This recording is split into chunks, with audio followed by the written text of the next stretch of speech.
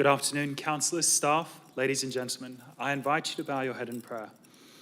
Almighty God, we ask you to guide us in all our discussions, to show goodness, honesty, understanding and wisdom in all that we undertake for the benefit of the city of Joondalup and our residents. Amen. Thank you. Please be seated.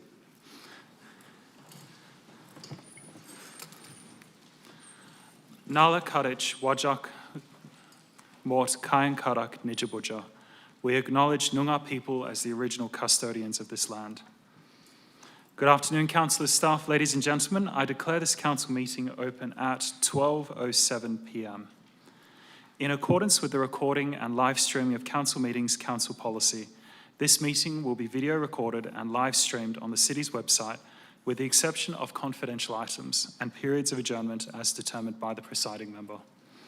Cameras have been positioned in such a way as to avoid members of the public. However, by being present at this meeting, members of the public consent to the possibility that their image may be live streamed to the public. Recordings will also be made available on the city's website following the meeting. The official record of the meeting will be the written minutes kept in accordance with the Local Government Act 1995 and any relevant regulations. Members of the public gallery are reminded it is a requirement under the Meeting Procedures Local Law to act in a courteous and respectful manner while in the council chamber. You are asked to show respect to anyone who is exercising their right to ask questions of the council and/or deliver public statements. I ask that that respect extend to such people whenever they are on city premises while waiting for or having taken their opportunity to ask questions or deliver a statement. Under the local law, a person must not create a disturbance by interrupting or interfering with the orderly conduct of proceedings. This includes expressing approval or dissent, by conversing, or by any other means. Using personal electronic recording devices to record anyone or the meeting is also prohibited under the city's local law. And I'd also like to remind members of the public to show proper respect to the city's elected members during these proceedings. The next item of business is declarations of interest. Before today's meeting, I've received a couple in writing, which I'll read out and then I'll go to the floor. The first is from Councillor Matthew Count. It's an interest that may affect impartiality. It is for item 12.1, Sorrento Surf Life Saving Redevelopment Project. I have declared an interest that may affect impartiality as well for item 12.13, Report on the Feasibility of Reducing Chemical Weed Control.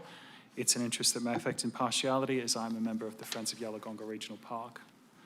A further declaration from myself for item 12.13, also on the report on the feasibility of reducing chemical weed control. It's an interest that may affect impartiality as I live next to a pedestrian access way. A further one from myself for item 12.12, Sorrento Surf Life Saving Project. It's an interest that may affect impartiality as I am a vice patron of Surf Life Saving Western Australia. A further declaration of interest has been made by Councillor Fishwick. It's for item 12.1, Sorrento Surf Life Saving Redevelopment Project. It's an interest that may affect impartiality as Councillor Fishwick is a vice patron of Sorrento Surf Life Saving Club and a senior assessor for Surf Life Saving Western Australia. Another declaration of interest for Councillor Philip Vinchulo. It's for item 12.1, Sorrento Surf Life Saving Redevelopment Project. It's an interest that may affect impartiality as Councillor Vinchulo is a vice patron of Sorrento Surf Life Saving Club. Thank you. Councillors, are there any other further declarations for today's meeting? Thank you. There being none, that then brings us to deputations, which were dealt with at the meeting held on the 11th of August. We then move to public question time. There is a set of procedures relating to public question time, and I request that you follow my direction at all times. You will have the opportunity to ask 2 questions, and your question should be directed to myself as chair and be asked in a polite and respectful manner. So, of course, being today's meeting, we have a number of school students in the gallery today, which we've received questions from. So I'll be calling them up one by one, and if you'd like to come forward when you hear your name called. The first person on the list is Philip from Duncraig Senior High School, if you'd like to come forward.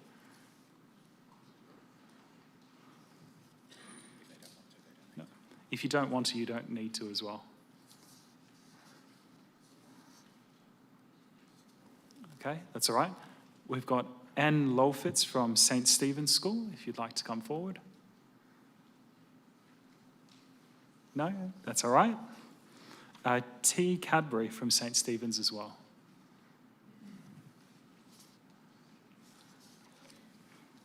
M. Day from West Coast Secondary Education Support Centre.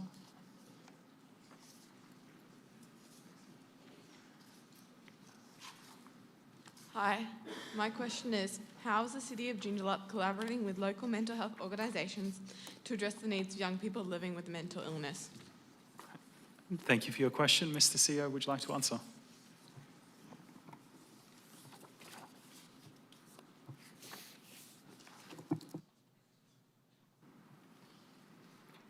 Thank you, Mr. Mayor, and thank you for the question. The City of Joondalup is a consortium partner with Headspace Joondalup, the National Youth Mental Health Foundation. The City's youth team work to support promotion of Headspace programs within the City's programs, as well as within its youth centre and youth truck. Youth officers also attend weekly consortium meetings and conduct support referrals as part of the Headspace Joondalup service. In addition, the City promotes and shares resources from local mental health organisations through the Youth Truck, Youth Centre and various social media channels, helping to improve awareness and availability of support services within the community. Thank you, Mr. Mayor. Thank you. Our next question is from B. Gilbraith from West Coast Secondary Education Support Centre, if you'd like to come forward. Hello, what projects is the council most proud of that will improve the City of Joondalup for future generations? Thank you for your question. The City of Joondalup continues to progress a number of significant initiatives that will continue to deliver long-term benefits for our residents and our community. One of our central focuses at the moment is our commitment to sustainability and resilience, and that's reflected in the climate change strategy which we have currently, which establishes a clear framework for reducing emissions, protecting natural assets, and also preparing for future impacts. The City is also advancing major urban renewal and infrastructure projects designed to enhance livability in our city, support population growth, and strengthen key activity centres. These projects include improvements to community facilities, revitalisation of strategic precincts, but then also improving long-term planning for our city centre. So we hope to continue to grow the City of Joondalup as one of our aspirations is to be known as the second CBD in the Perth metro area. Thank you. The next question is from Anne Meyer from West Coast Secondary Education Support.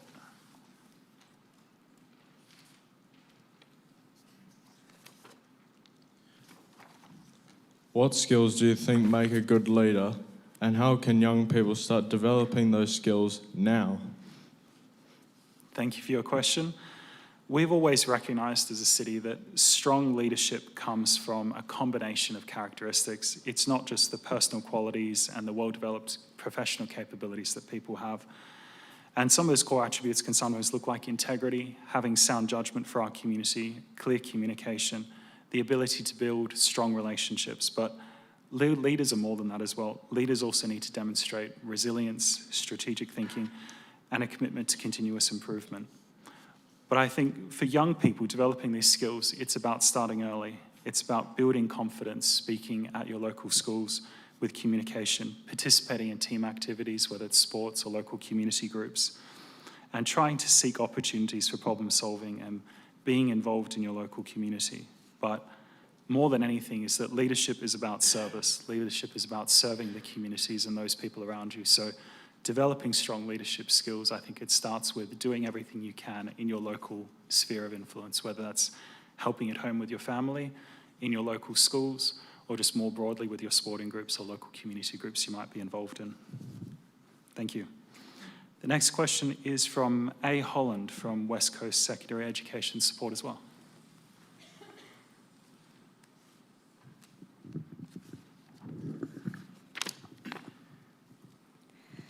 Many local parks only have one accessible piece of equipment, such as a swing. Kids who use wheelchairs should be able to play alongside their friends, rather than not being limited to just one part of the playground.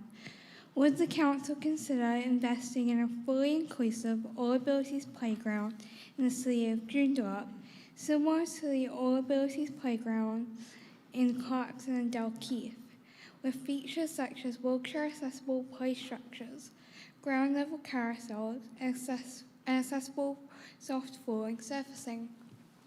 Thank you for your question. Mr. CEO, would you like to answer? Thank you, Mr Mayor. Thank you for the question. The City of Joondalup is always working towards enhancing the accessibility and inclusivity of its public spaces, including playgrounds, as outlined in our Access and Inclusion Plan. That plan, Action 217 of the City Access and Inclusion Plan, emphasises the importance of incorporating accessible features such as accessible paths, signage, accessible toilets and inclusive play equipment in the new recreational parks and public open space facilities. While the City prioritises regional recreational parks to provide inclusive play elements, such as at Hillary's Beach Park, due to the expense and larger visitation group, we try to supply some inclusive play elements in lower classified parks where possible. This may include bird nest swings, swings with higher brackets installed in rubberised softball, or play sensory panels. A recent example of a play space providing accessible play equipment is the Duncraig Adventure Hub, which includes a sensory experience for children and other accessible play elements. Thank you, Mr Mayor. Thank you, Mr CEO. The next person is A. Cook from Greenwood College, if you'd like to come forward.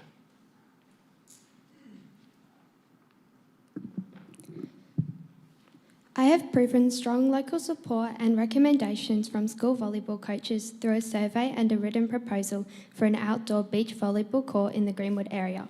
What are the next steps in the process for asking for funding? Thank you for your question. I'll ask the CEO, maybe the Infrastructure Director. Yeah, Mr CEO. Okay, thank you, Mr Mayor. Thank you for your question. The City takes a strategic approach to providing sporting infrastructure on active reserves and community facilities to ensure they're fit for purpose, high quality, and there is suitable demand for the infrastructure. The City currently does not support infrastructure projects via external or City funding without a thorough assessment process that determines the need, capital construction costs and ongoing operational requirements, amongst other factors. As this is a proposal at this stage, I am happy to arrange a meeting with you to talk through your proposal and hear a little bit more about that. Thank you, Mr Mayor. Thank you, Mr CEO. Thank you. Thank you. The next person is Kay Aldred from Mater Dei College.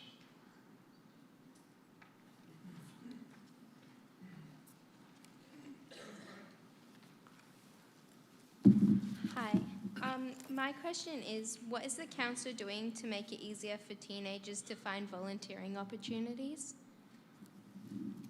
Thank you for your question. Here at the City, we have a range of opportunities for young people to come and volunteer and support their local community. So we promote our opportunities both on the City's social media page and also on our website, and as well as the Volunteer WA website. So we try and make sure that's out there so everyone can see what those opportunities are. Further to this, the City's communications and in-focus programs provide support, education and guidance for the local community and not-for-profit groups on volunteer management, ensuring that our volunteer-involving organisations can continue to provide a safe and welcoming professional environment for volunteers. Thank you. Thank you. Did you actually have a second question?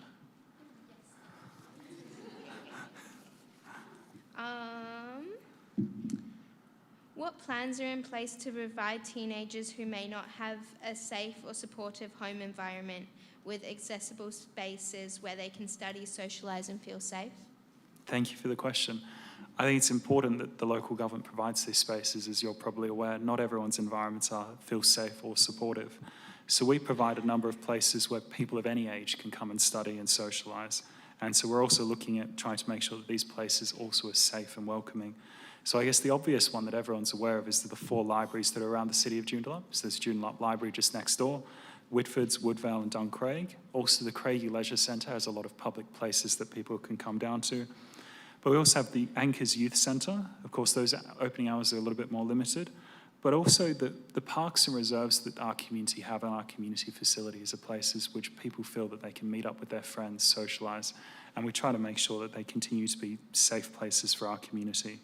So in addition to that, beyond these opportunities provided by the City, there's also several state government funded private spaces also available. So we regularly try and make contact with our youth development team to speak to youth to see what are the places that they need and how best we can help them if there's something. Thank you. Thank you. The next person on our list is Dee Dahlstrom from Mater Dei College as well.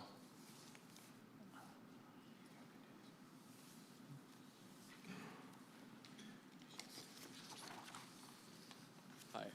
After the closing of Tamala Park, what will the council and the area do with their waste? Thank you for the question. I'll go to our infrastructure director, Mr. Claassen. Thank you, Mr. Mayor. A very good question at this time, as there's a lot of discussions about Tamala Park and where that is heading, hopefully into the very near future. But that said, we will undertake a procurement process to determine the best processing facility we can take our waste to, and we will commence that as soon as the MRC notifies the City of Joondalup that they will no longer be taking our waste. That waste, they will have to notify us 12 months in advance, and that will provide us adequate time to go through a proper procurement process to assess. Thank you for your question. Thanks. Thank you for your question. The next person on our list is M. Bryce from Mater Dei College.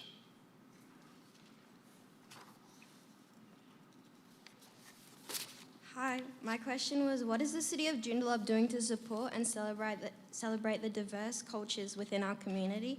And are there any plans to expand these initiatives in the future? Thank you for your question. Mr. Sear, would you like to provide a response? Yes, thank you, Mr. Mayor. Thank you for the question. The City strives to ensure all of its programs, events, services and activities support and celebrate all members of our community, including those that come from different communities or different cultures.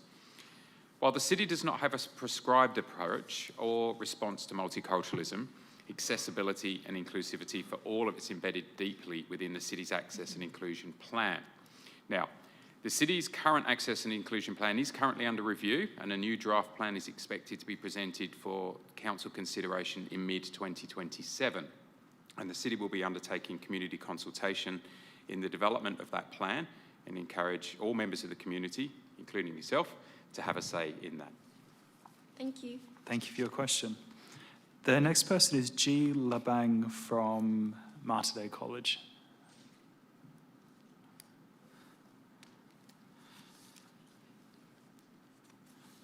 With fewer people learning to swim and the ongoing risk of drowning in our community, what is the City of Joondalup doing to making swimming lessons more accessible and more affordable for children and teenagers?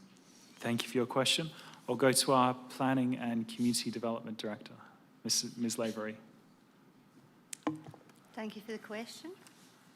The City of Joondalup recognises that swimming and water safety are essential life skills, particularly in a coastal community such as ours. Through Craigie Leisure Centre, the City provides year-round swimming lessons for babies, children, teenagers and adults, with programmes specifically designated to develop water confidence, swimming ability and water safety skills. To help keep lessons accessible, the City offers structured programmes with regular assessments, small class sizes and affordable ongoing prices, while working to keep the fee increases to a minimum to allow everyone to participate. Free swim assessments are also available to help families enrol children at the appropriate level. In addition to that, the City's own swim school programmes, through that, local families can access a range of water safety initiatives delivered by other providers in the Joondalup area. This includes the Department of Education's VAC Swim programme, which provides low-cost school holiday swimming and water safety lessons for children and young people from ages 5 to 17 years old. Do you have another question? Also, what is the council doing to fund high-performing athletes in their specific sports, and where's the funding for that going? Thank you for your question. Ms. Lavery? Sorry, what did you say? Oh, sorry. Can you repeat the question, please? Sorry. So what is the council doing to fund high-performing athletes in their sports, and what's the council doing to help support them with funding? That's right. We'll go to the CEO if that's all right. Okay. Yep, Mr. CEO. Sorry. Oh, sorry. I think the CEO can get this one. Thank you, Mr. Mayor. Thank you again for the question. The City does not provide individual funding to athletes for selection in representative teams. Instead, the city provides support by providing spaces for grassroots participation where these athletes grow and develop their skills. The city heavily subsidises community venue hire for local sporting groups to facilitate this. For individual athletes, funding is through the Australian Sports Commission, and they offer local sports champions programs, which provides financial assistance of up to $750 to competitors aged 13 to 18 years of age, participating in state, national or international championships. And you can apply through their website, Local Sporting Champions, on the Sports Australia website. Thank you. Thank you. Thank you for your questions. Before we proceed, Council, I need to ask for an extension of time. So could I propose an extension of time for 10 minutes, seconded by Councillor Vinchula? Could I have all those in favour?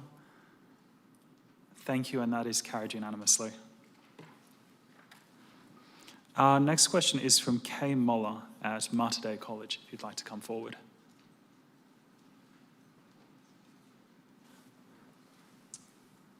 Hello, sir. How does the council consider petitions, and what criteria must be met for discernible action to be created? The internet is quite vague, and local petition of mine was left unnoticed. Thank you. Thank you for your question. So a petition in its raw form it's a written request from members of the public to the council asking us as council members to formally consider a matter. So for us to formally accept and receive petitions is that we have what's called a meeting procedures local law, which lays out a number of requirements. So in that particular local law, it sets out that it must be on a particular required form. It needs to be sent to the council through either myself or one of the councillors or the CEO, signed by at least 25 electors of the City of Joondalup, so people that are on the electoral roll, clearly state what the petition is asking the council to do, and also hopefully include a short explanation of why the request is being made. And of course, using respectful language as well. So as far as the petition process itself, if somebody submits that petition to one of us council members, is that it comes to a council meeting and we make a vote on whether to receive that petition and then send it to the CEO for action. There's now the ability for people actually to distribute electronic petitions as well. So I know that you said in your question that you've had an attempt at a petition previously, so one of our city officers will probably hope to get in contact with you and we'll see what happened with that. I think one of the confusing things for members of the public sometimes is that with petitions, there's a lot of websites where you can put up a request and there's all these other pages, but it's got to be done on the city's forms and on the city's website, so it complies with the local law for the area. But we'll have somebody get in touch with you and see what you were looking to have us consider. Thank you. Thank you. The next question is from C. Frank from Belridge Secondary Education Support Centre.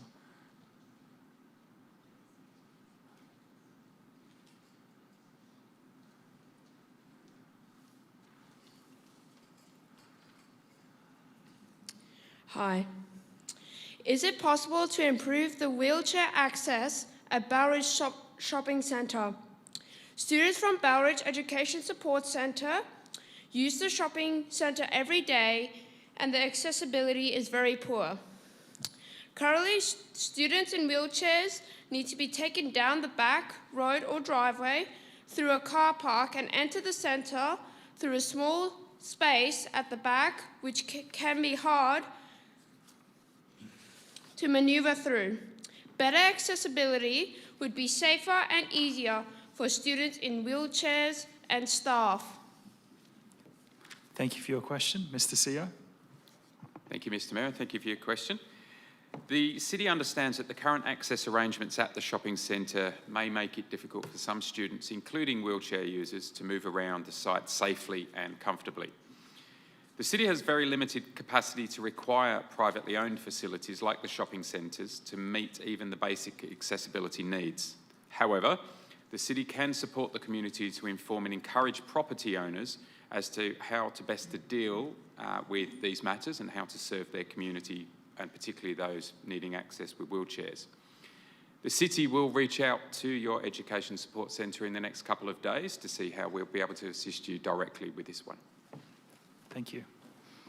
The next question is from E.K. Falanos, I hope I pronounced that correctly, from Belridge Secondary Education Support Centre.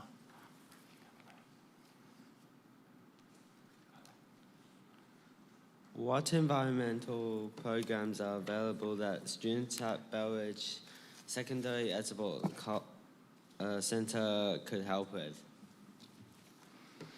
Thank you for your question. As a city, we implement a number of environmental education programs to try and encourage schools, community members, and businesses to be actively involved in conservation and sustainability initiatives. We have a range of environmental events and initiatives which are held throughout the year that may have opportunities for schools to be involved. And of course, the city is currently planning environmental events for the Biodiversity Month in September this year and the WA Tree Festival in April, May next year. The city as a whole, we implement also an Adopt a Bushland Coastline program for students in years 4 to 6 to raise awareness for ecological values of natural areas and learn bush management skills such as rehabilitation, weeding, and litter collection. In addition to that, more broadly, we also have a total of 18 friends groups that operate within the city. These are local community groups that anyone can be a part of that work with the city to preserve, protect, and manage local natural areas within the city of Joondalup. And of course, there's opportunities for students to come down and volunteer with those friends groups to help conserve local areas of importance in our community. The next person on our list is B. Simmons from Bellridge Secondary Education Support Centre as well.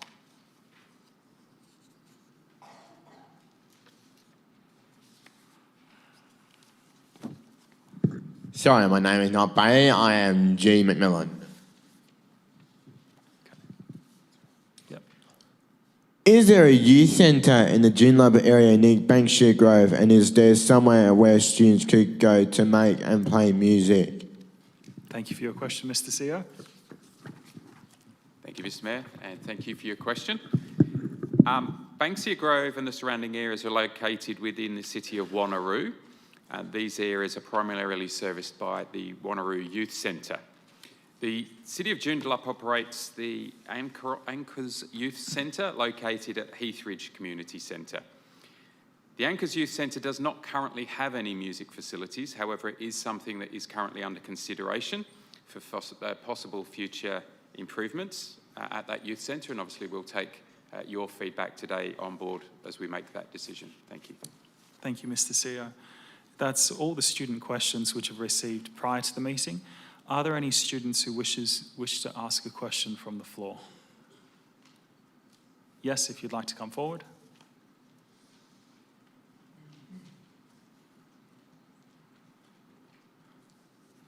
Hi, so currently my family, we have a 800 square metre block in Duncraig, which is under R20 zoning, and we would like to build on it for future development.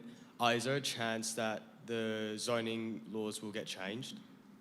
Thank you for your question. I'll go to the Director for Planning, Ms. Lavery. Thank you, through you, Mr. Mayor.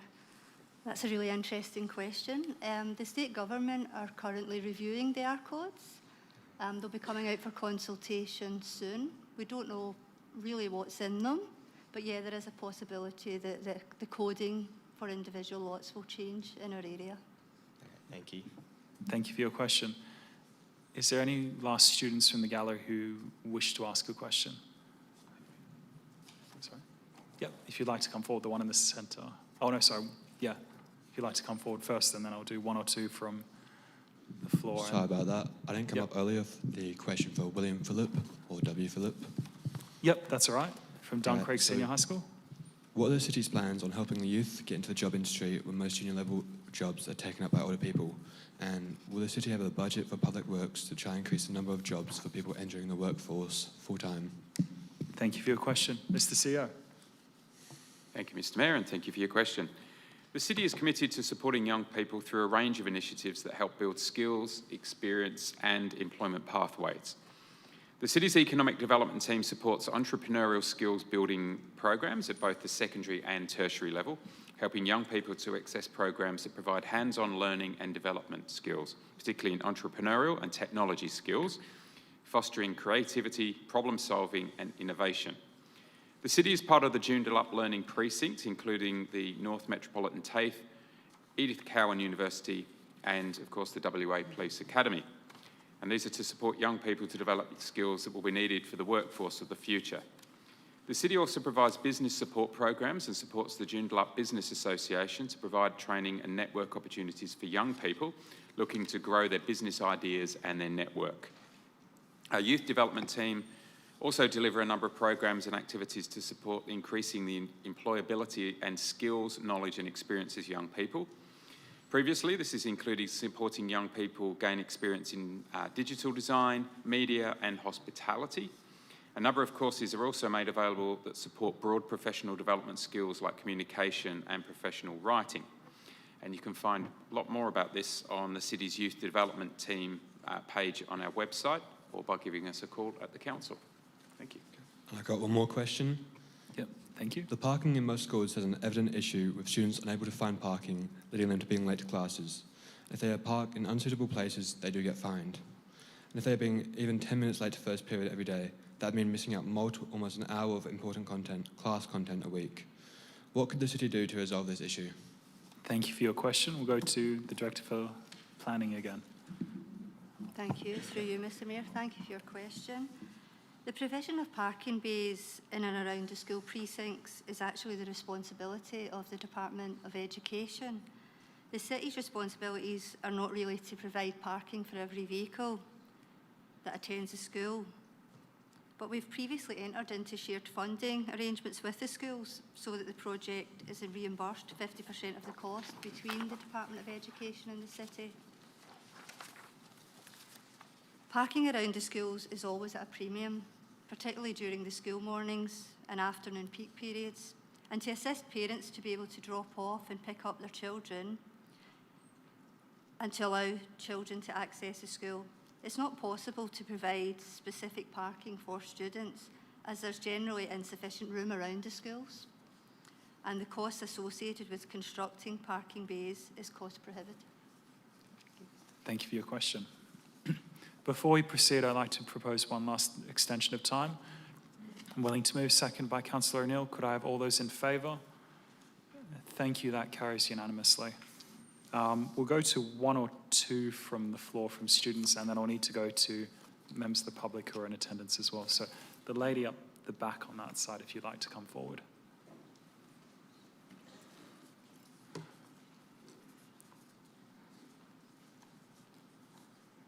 The polyphagous shothole borer impacts over 500 native trees in our community and has infested several of our local parks, such as Korean Open Space. What is the local council doing to prevent the further spread and impact of the shothole borer, and how, as a community, can we help? Thank you for your question. Director Claassen. Thank you, Mr. Mayor, and thank you for your question. Yes, the polyphagous shothole borer is an issue that we all have to deal with. The lead agency managing that is the State Government Department, and local governments work closely with the department to ensure we align our efforts with that of the department. The state government has recently made funding available to assist local governments, and the City of Joondalup has applied for the funding to try and eradicate the issue. Specifically, what residents can do, please do not move any trees, clippings, etc. across boundaries, as that's where the issue is. Please make sure if there is suspected polyphagous that it is disposed of appropriately. If you need any information on that, the city is happy to assist with that. Thank you. Thank you for your question. And one last question from students. I'll go to the boy there in the middle.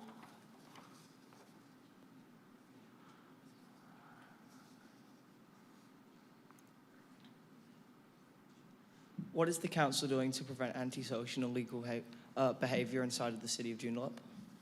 Thank you for your question. We'll go to Director Lavery. Thank you for your question. Through you, Mr. Mayor. It's not really the role of the city to prevent antisocial behaviour. That's for WA Police, and any incidents of antisocial behaviour should be reported to the police. What we do here at the city is we educate and we provide programmes. We also have a number of mobile CCTV cameras that we move around. So if there's an antisocial problem in one of our parks, we will locate one of our CCTV infrastructures there. But it's not really, it's more about education and prevention that we can do here at the city. The actual act of antisocial behaviour is the responsibility of the police. Thank you. And just to build on that answer as well, is that we also try to discourage antisocial behaviour through design. So the way that we design parks to making sure it has adequate lighting, adequate sight lines, so when people are in parks, they can see the people around them. And so that discourages people as well from engaging in antisocial behaviour. I'll now move from questions from students to questions from members of the public, because this is also a public meeting for members of the public to attend to. So I've got a register. So the first person on my list is Sophie Cervantes. If you'd like to come forward and ask your question.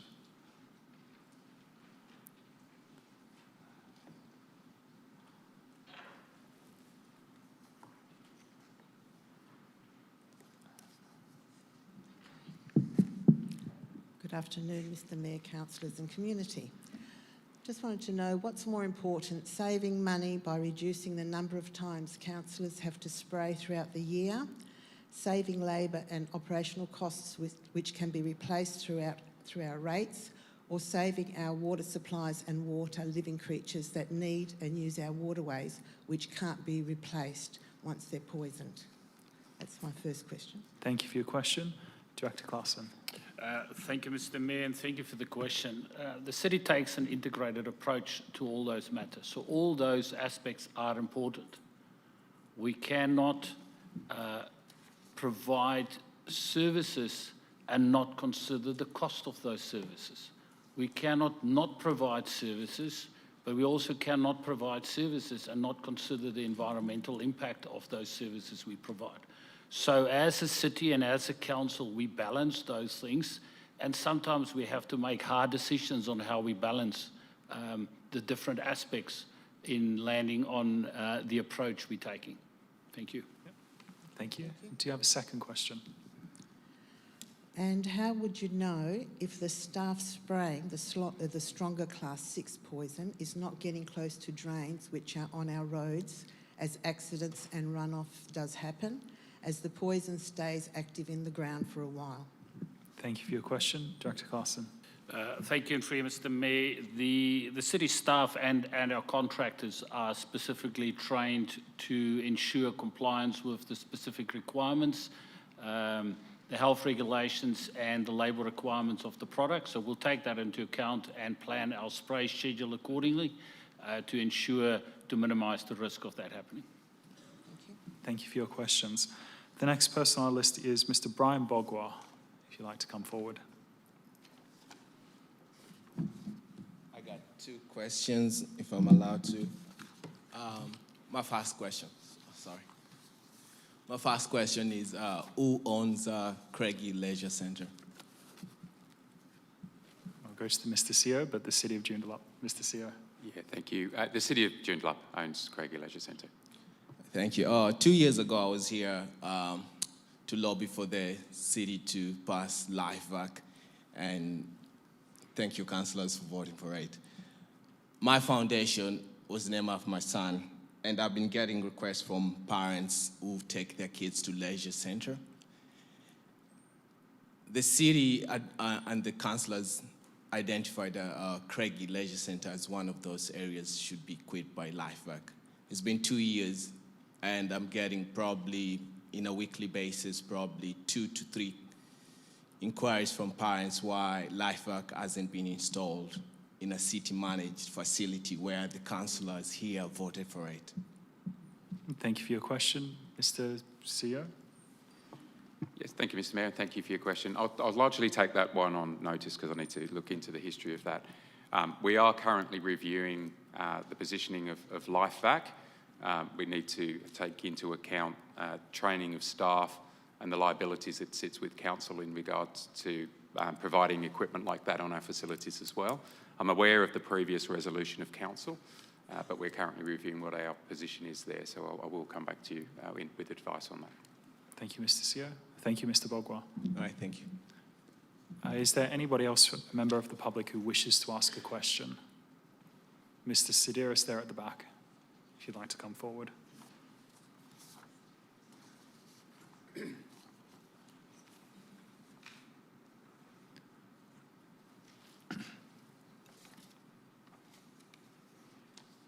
Thank you, Mr. Sedaris. And my name was on the register. I refer to some of the answers, response to some of my questions, and I thank the city for correcting my accounting error. The cost of Axiom went from $5 million to $26 million.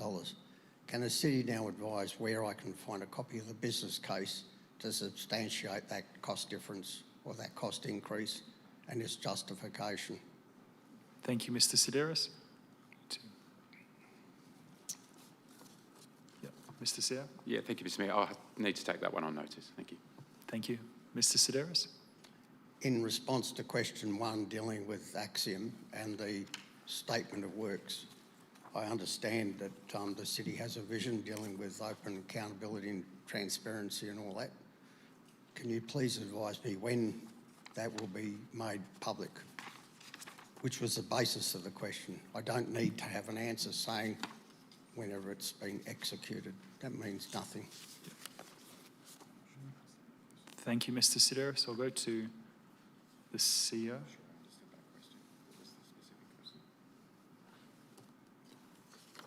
Mr. Sedaris, are you able to repeat the main part of the question?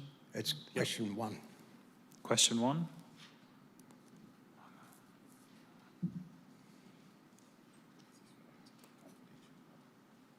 Mr. Sear? Raises the issue of the statement of works being held confidential for today's meeting.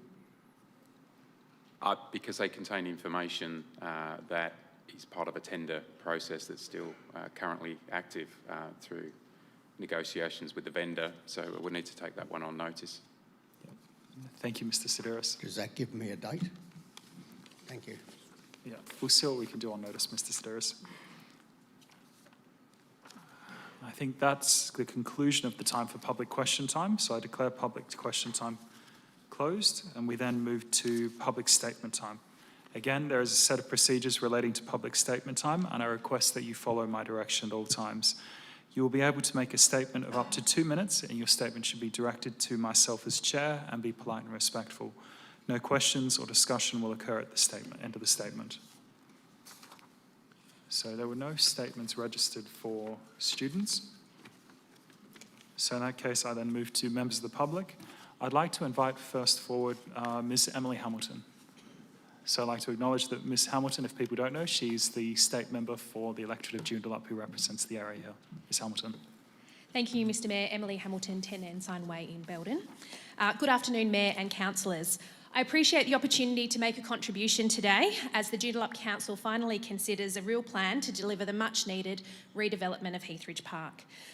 I last made an address here to the Council 3 years ago when it was considering the community consultation process that has shaped the proposed scope of works needed at Heathridge Park. The need for upgrades at Heathridge Park has been well known for over a decade now. We know that these facilities are amongst the oldest in the city and have reached their end of asset life for the last over 40 years. As the local member for Joondalup, for many years I've been advocating for a major redevelopment of Heathridge Park. After understanding the challenges being faced by community and sporting groups that use the facility and grounds and our broader community. That's why in 2021, I delivered a commitment of $2.5 million in funding to get this project moving. And this was backed by a $5 million commitment from my federal colleague Tom French in 2025.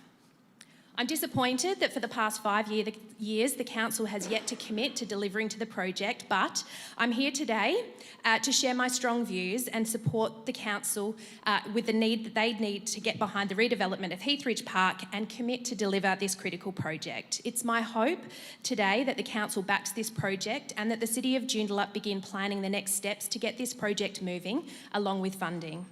Not only is the site run down, it's no longer fit for purpose. It's no longer able to support our active and engaged community. We're seeing increased participation in our local sporting and community organisations and a growth of women's participation in sport. Over the years, I've engaged with local residents and user groups, and the message is clear. Our community want the City of Joondalup to deliver a tangible and long-term investment in the facilities at Heathridge Park. It's been backed by the city's own community consultation program that heard the need for additional courts for tennis, upgrades to the women's change rooms and facilities, more parking, improved heating and better bathroom facilities, Ms. a dedicated... Hamilton, I'm sorry to say your 2 minutes has expired. Thank you. Thank you very much. Thank you for your attendance today. The next person on our list working through the register is Ms. Michelle Kwok, if you'd like to come forward. Thank you. It's Michelle Kwok, Craftwell Ocean Reef. Good evening, Mayor, Councillors and visitors.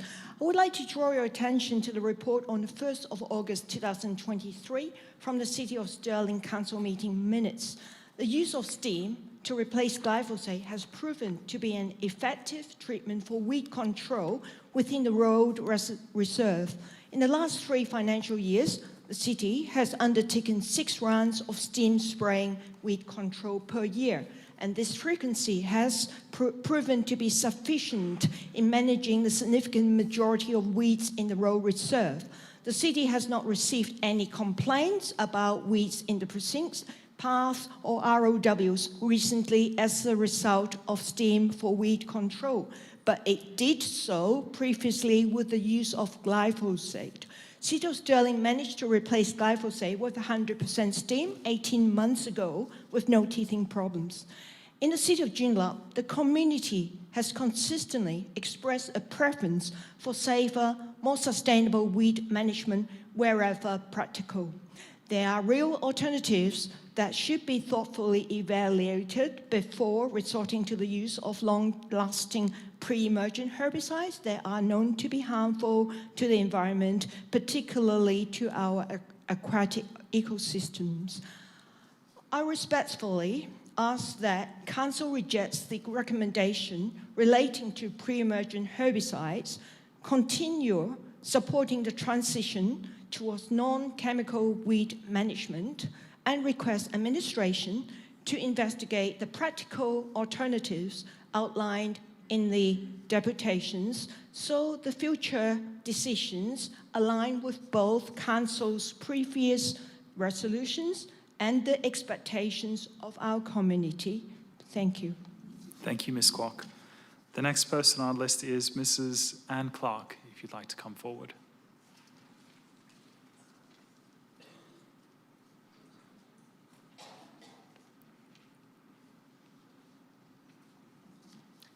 Clark, Cypress Point Retreat Colony. Sorry, Ms. Clark, if you're able to move the microphone closer to your mouth. Sorry. Right. Cypress Point Retreat in Connolly. Report on the feasibility of reducing chemical weed control. In the weed management plan consultation, Joondalup residents showed resounding opposition, over 70%, to chemical weed control in the city. In 2024, the city's admin were asked to investigate options for reducing pesticide use over 3 to 5 years. So I was disappointed and amazed at the briefing meeting 2 weeks ago to hear that the addition of a pre-emergent herbicide was being recommended. Galligan could be used in conjunction with glyphosate. Has this been trialled in WA or tried and tested by our local councils in Perth? Galligan is described as a concentrated suspension concentrate herbicide for use in industrial and non-crop spaces and applied to clean, weed-free soil. Would this be suitable for curbsides in the CBD? I view this as a backward step with many alternative methods available. Hand weeding versus spraying in bush areas. I have been the coordinator of a reserve since 2012. And I'm sad to report what we have realised about the northern section of Carnaby Reserve. This area is bordered on the western edge by a fire break, which is sprayed with glyphosate, but brush cut before seed set at our request. The northern area is sprayed at least once a year, more often twice. The Carnaby's, forest redtails and honeyeaters still visit regularly, but the boobucks and kookaburras do not, as there's no food for them. We do not see any reptiles in this area now. The food chain is broken, as the reserve is dead at ground level by being constantly sprayed with toxic herbicides. Some of our colonies of native orchids have disappeared too from this area. replaced by forests of Geraldton carnation which thrive when the grasses have been sprayed. In comparison, the southern section... Ms. Clark, I'm sorry to say your time has expired. Okay, thank you. Thank you for your statement. The next person on our list is Mr. Greg Tothill, if you'd like to come forward.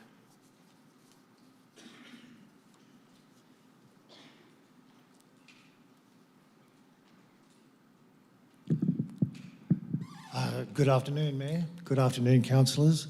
My name is Greg Tothill and I live at 29 Myrtle Avenue, Sorrento, WA. I am here today. I am representing my sister, Miss Gillian Tothill. Gillian is a Joondalup resident. However, she is unable to represent herself because of her serious health condition. My sister has been sick for 39 years after having been exposed to highly toxic chemicals in the mid-1980s. Since that time, Gillian has been surviving on a disability pension. She has been diagnosed with multiple chemical sensitivity. She has also been diagnosed with a very severe form of chronic fatigue syndrome. My sister is also in receipt of a comprehensive NDIS package, which allows her to live independently at home. Such is the extent of her disabilities. My sister also lives in a unit which backs on to Water Tower Park. Her back fence is actually the dividing border between her property and Water Tower Park. Every year, the council manages the fire break of Water Tower Park by the use of glyphosate. Every winter and early spring, the council will blanket spray the fire breaks in Water Tower Park. And of course, that forms part of my sister's immediate fence line, which presents a very real and present threat to her health and her ongoing disabilities. I have written to the Mayor on a number of occasions. I have outlined her significant disabilities. I have also requested that the council give consideration to an alternative form of fire break management directly outside my sister's back fence and for perhaps 50 metres up the fence and 50 metres down the fence. Just an exclusive barrier to the glyphosate spraying. The council has given consideration to this matter and have said they will continue using glyphosate. I find this decision abhorrent. I find it negligent. I find it lacking sound leadership. And I also find... Thank you, Mr. Tothill. I'm sorry to say your time's expired. Thank you. The next person on our list is Mr. Phil Firmage, if you'd like to come forward.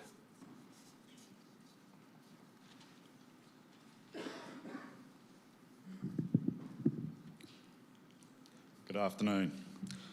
Almost 14 years ago, a handful of members from the Ocean Ridge Junior and Amateur football clubs stood on the balcony at Heathridge Park with the Mayor at the time, the late Troy Pickard. During this meeting, we discussed the current gaps and issues facing members and volunteers, as well as the greater vision for the Heathridge Park facility. Those issues were a problem back then. 14 years on, those same issues are now critical. The Heathridge Park redevelopment cannot be compared to other projects looking for investment within the City of Joondalup.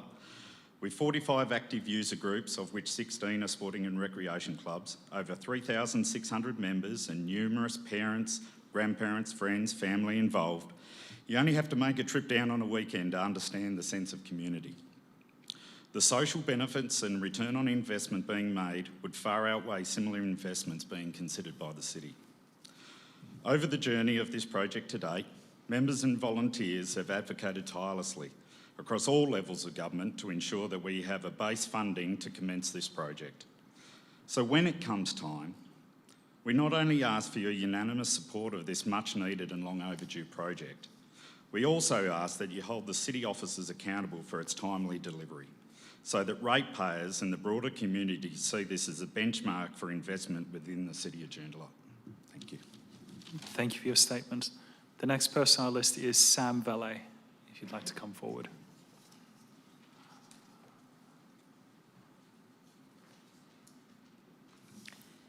Good afternoon. Ocean Ridge Tennis Club and our wider sporting community have grown significantly. Our tennis program is now the northernmost club delivering junior competition and all levels of pennants. And our pickleball program, which we introduced 5 years ago, has expanded rapidly. This year, we hosted the State Pickleball Championships, attracting players from across Western Australia, with 81% of the players coming from outside of the city of Joondalup. This has placed us firmly in the spotlight. Across Heathridge Park, participation in football, cricket, tennis, pickleball, and other activities continues to rise. Yet the current facilities no longer meet the needs of the growing population. Parking is inadequate, club rooms do not fit the current membership, toilets and change rooms are outdated, tennis courts are cracking, and the buildings have deteriorated to the point where refurbishment or development is essential. With major developments such as the Ocean Reef Marina, increasing residential density in the Northern Corridor, the demand on Heathridge Park is only going to intensify. This precinct is already very heavily utilised, and without further investment, it will fall behind the current community needs, never mind the future needs. Heathridge Park requires a substantial upgrade to support the thousands of residents who rely on it year-round. Can the City of Joondalup please prioritise these facilities that have been left to decline and ensure that this vital community hub is fit for the growing future population of Joondalup? Thank you for your statement. That concludes everyone who's on our public statement register. Is there any member of the public who wishes to make a statement to today's meeting? No, thank you. In that case, I declare public statement time closed, and we then move to apologies and leaves of absence. I've only received one apology for today's meeting. That's from Councillor May, and of course, Councillor Hutton is on leave. Are there any other elected members requesting a leave of absence? Councillor Vinciulo. Thank you. Through you, Mayor. Just a leave from Monday the 31st of August to Wednesday the 2nd of September, please. Thank you. Any further members? No. In that case, could I get a mover of the motion? Thank you, Councillor Mercer, seconded by Councillor O'Neill. Councillor Mercer, do you wish to speak to it? O'Neill? Anybody wish to speak to the motion? No, thank you. In that case, we'll go straight to a vote. Could I have all those in favour of the motion? If you could raise your hands. Thank you, and that is carried unanimously.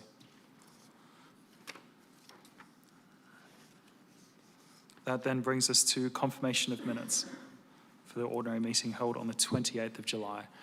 Could I get a mover for the minutes? Thank you, Councillor Vinciulo. A seconder? Seconded by Councillor O'Neill. Councillor Vinciulo? Nothing to add, thank you. Councillor O'Neill? No. Any other members? Thank you. We'll go to a vote. Could I have all those in favour of the item? Raise your hands. Thank you, and that carries unanimously.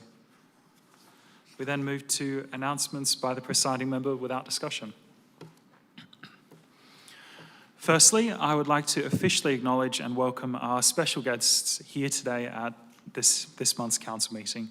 Today, there are over 108 local high school students and 17 members of staff in the council chambers this afternoon, representing 13 different schools.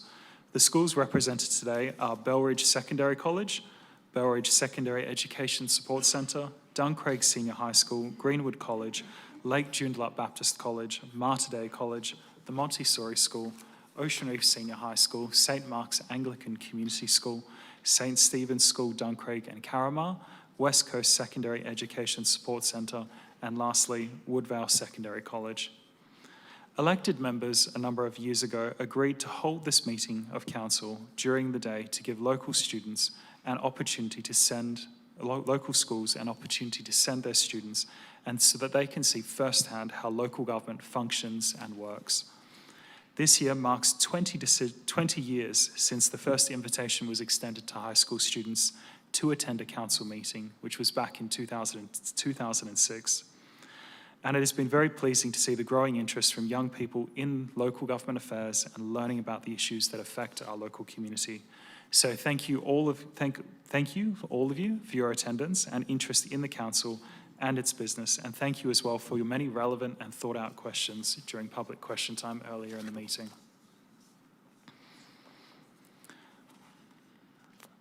That also brings us to that Bloom is returning for 2026.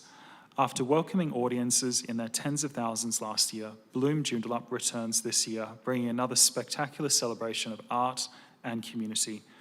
Running from the 26th of September to the 25th of October, Bloom Joondalup will once again transform our city centre into an immersive wonderland of light, colour and creativity, offering a unique experience for people of all ages. This year's theme is Living Connections, and attendees will enjoy a unique experience through Central Park, with each visit taking approximately 45 to 90 minutes. Events such as Bloom Joondalup create memorable experiences for residents, support local businesses, attract visitors, and showcase the very best of our city. So for more information and to purchase tickets, visit bloomjoondalup.com.au. Also, this year the city will be continuing its sponsorship of the Young Musician of the Year Award in partnership with the Perth Symphony Orchestra. One of WA's most exciting competitions for young emerging musicians, it gives talented young artists an opportunity to perform on a professional stage, gaining valuable exposure, connecting with industry professionals, and being recognised for their talent and commitment to their craft. Finalists will be able to perform live at Prindiville Catholic College's Redmond Theatre before a panel of highly respected judges from WA's music community, all competing for a place in the grand final and a chance to be named Young Musician of the Year. And again, for more information, you can visit the city's website, joondalup.wa.government.gov.au, and applications close on Monday the 31st of August. Thank you. That then brings us to identification of matters for which the meeting may be closed to the public. So, councillors, we have one confidential report, item 12.4, status of legal actions, and 4 reports with confidential attachments. Of course, the first being Surrender Surf Lifesaving Redevelopment Project, Project Axiom Final Statement of Works, supply of mobile garage bins and spare parts, and the civil works for Davidson Terrace and the city centre activation. So do councillors wish to discuss any of the confidential attachments or the confidential item? No? So that is both the confidential attachments and the confidential item. Thank you, councillors. In that case, we will move the order of business to for item 12.4 to be discussed after motions of which previous notice has been given. I'm willing to move. Could I get a seconder? Seconded by Councillor Vinciulo. I don't wish to speak to it. Councillor Vinciulo. Any members? No? Thank you. We'll move then to a vote. Could I have a show of hands of all those in favour? Thank you, and that is carried unanimously. We then move to petitions. Elected members, are there any petitions to be submitted for the subsequent council meeting? No, we have received one petition for today's meeting, and as per the petitions protocol, petitions that have been presented are checked for validity. So the one petition for today's meeting is a 90-signature petition requesting that the council install CCTV along Camarino Drive, Woodvale, as there's concerns around kids along the path screaming and causing trouble after midnight, and that cars racing along the road at speeds more than 50 kilometres per hour.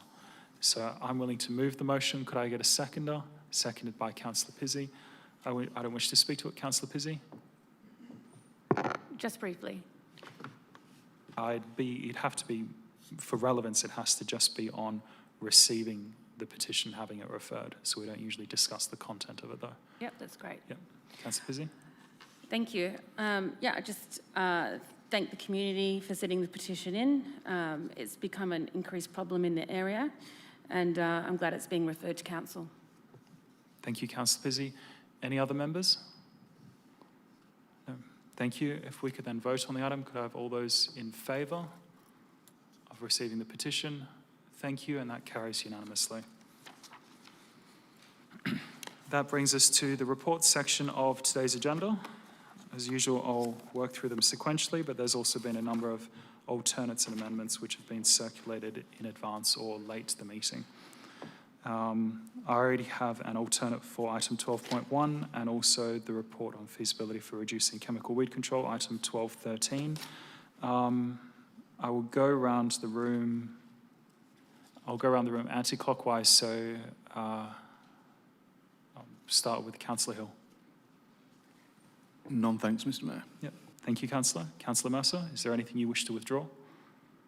No, thank you. Councillor Gould.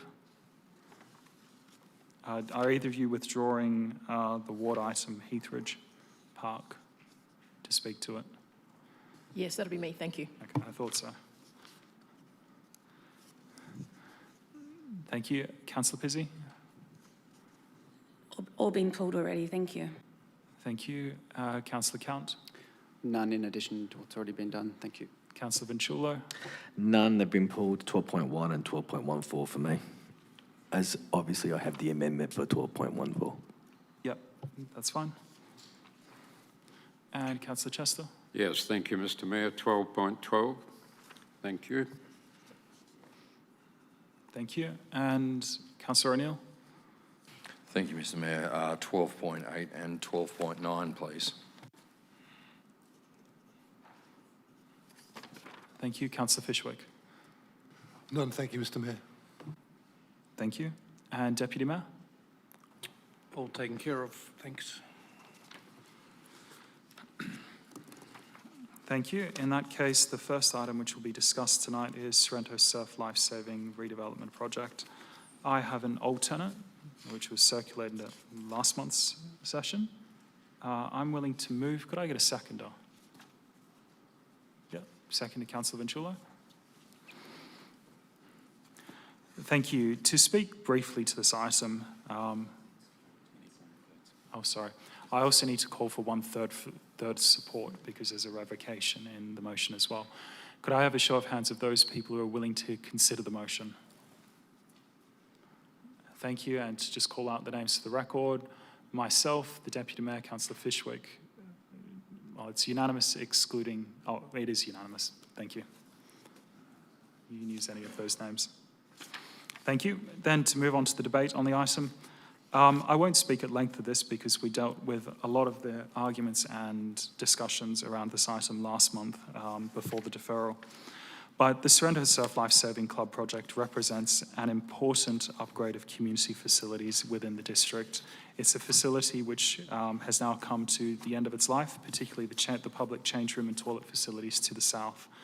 There has been a concept plan which has been put together, which now, having gone to tender, has revealed a cost estimate of around, well, not a cost estimate, but the result of the tender of $30.5 million, leaving a funding shortfall of $10.5 million.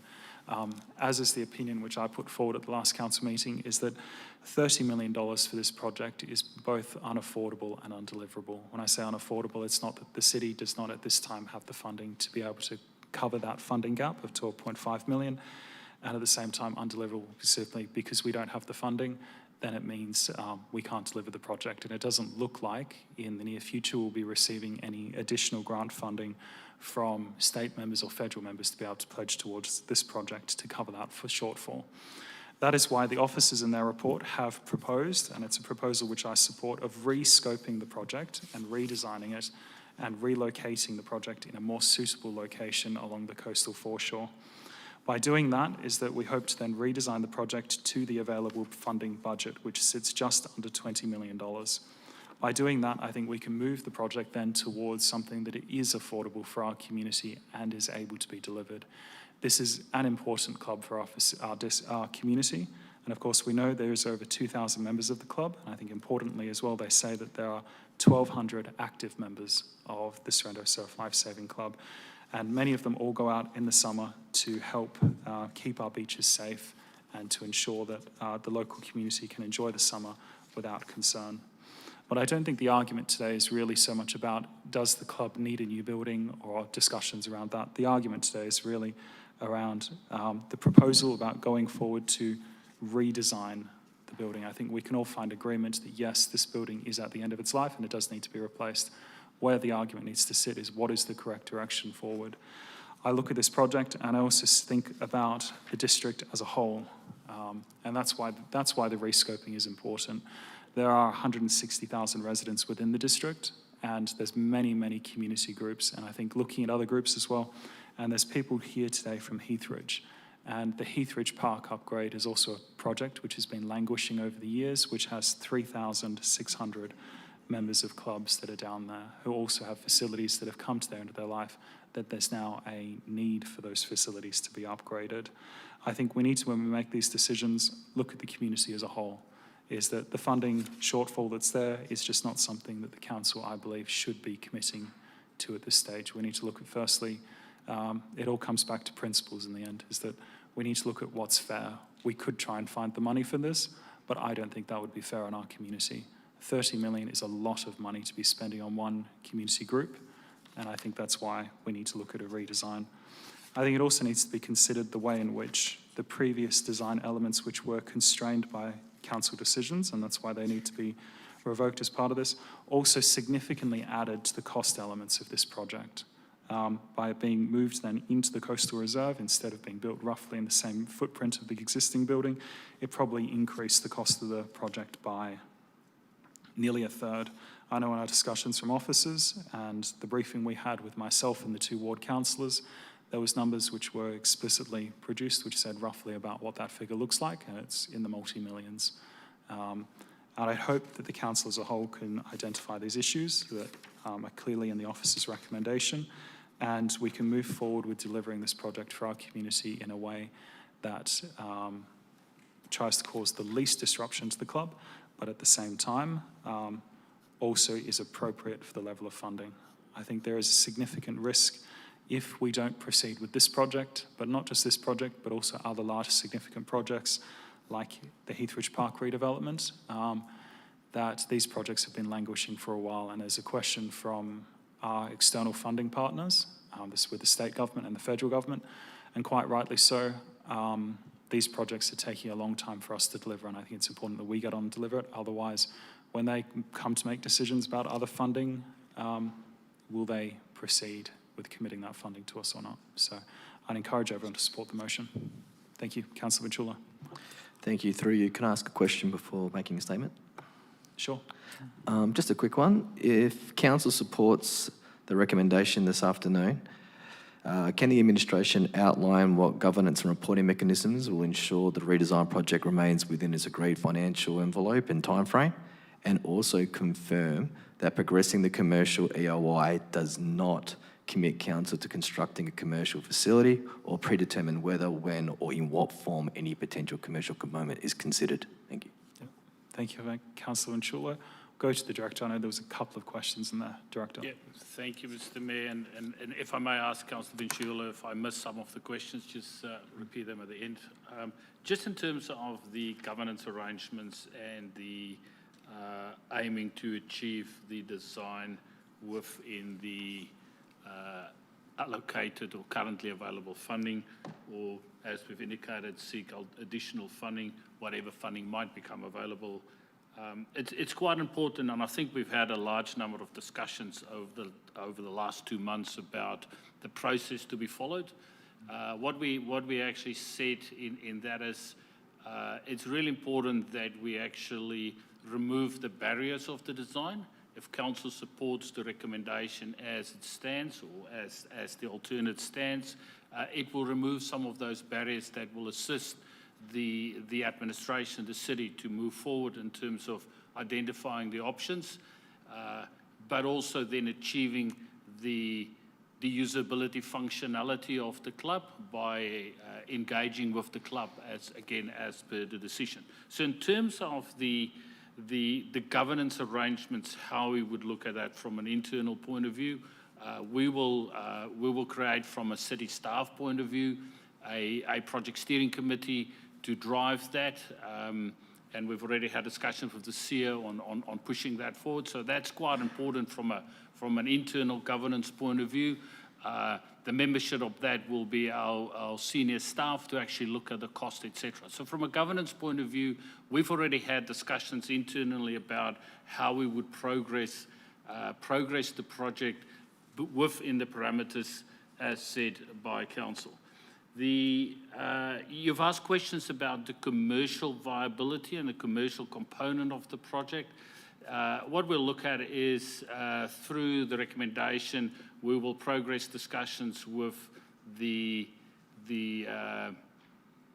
tenderers in that area, and then look at how best that would be able to make that financially viable in terms of the project cost and the building costs. And those are the aspects that we'll do. So the expression of interest will follow to ensure that there is a financially viable tenant before we commence with that part of the project. So hopefully that covers the questions. Through Mr. Mayor, if I missed any of the questions, happy to Councillor provide Joondalup? Yeah, thank you. In mostly, yes. Just want to confirm that it does not commit council to constructing anything prior to that process.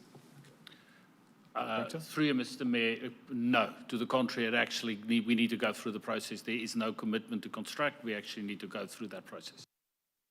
Thank you. I'll try to keep it brief this week. This afternoon, I was going to get around the officer's recommendation. I'm happy to get around the alternate just to ensure progress, and it's a minor alternate. But I want to be clear about what support means and what it does not mean. I've consistently supported the redevelopment of the Sorrento Surf Life Saving Club, and I'm a proud South West Ward councillor. I have consistently said that this is not simply a replacement club room, it is community and public safety infrastructure, supporting life-saving, emergency response, training, accessibility, and one of the city's busiest coastal locations. So for me, the question has never been whether we support the club. The question has been, how do we get this project the strongest, or how do we give this project the strongest, clearest, and most achievable pathway to construction? Last month, I supported deferring this item. I remain comfortable with that decision. A deferral should not be judged simply by whether it delayed a vote. It should be judged by whether council is better informed when the matter returns. And this afternoon, I believe we are. Since that meeting, council has received clearer information about the consequences of redesign, and we now understand that restarting the design process is estimated to be cost between $750,000 to $1 million and could take approximately 15 months to return to tender. My hope, that is a very conservative number and timeline. We have also heard directly from the Surf Life Saving Club about its operational requirements and its preferred pathway forward. Importantly, the club supports progressing the recommendation. It accepts the current project is unaffordable, is not asking council to simply fund the approximately $10.5 million shortfall, and wants to work constructively with the city on a redesign project that can actually be delivered, which is fantastic. That additional clarity matters. On the information now before us, I'm prepared to support moving forward, but my support tonight is not a blank check for whatever comes next. It is supporting for resetting this project so that council, the club and administration can develop a deliverable solution within a disciplined financial framework. And I want three expectations placed clearly on the record. The first is cost control. We cannot spend 15 months redesigning this project only to return to chamber with another substantial funding gap. If we reset the project this afternoon, council needs clear visibility of the design and financial envelope, cost milestones, time frame, and key decision points. The second issue is one I have raised consistently. The Surf Life Saving Club must remain the primary objective of the redevelopment. I understand the argument for commercial activation and diversified revenue, but the commercial component is a separate consideration. Progressing a commercial EOI should not be confused with commitment to construct a commercial facility, and it must not predetermine whether, when, or in what form a commercial facility is delivered. For me, the club build comes first.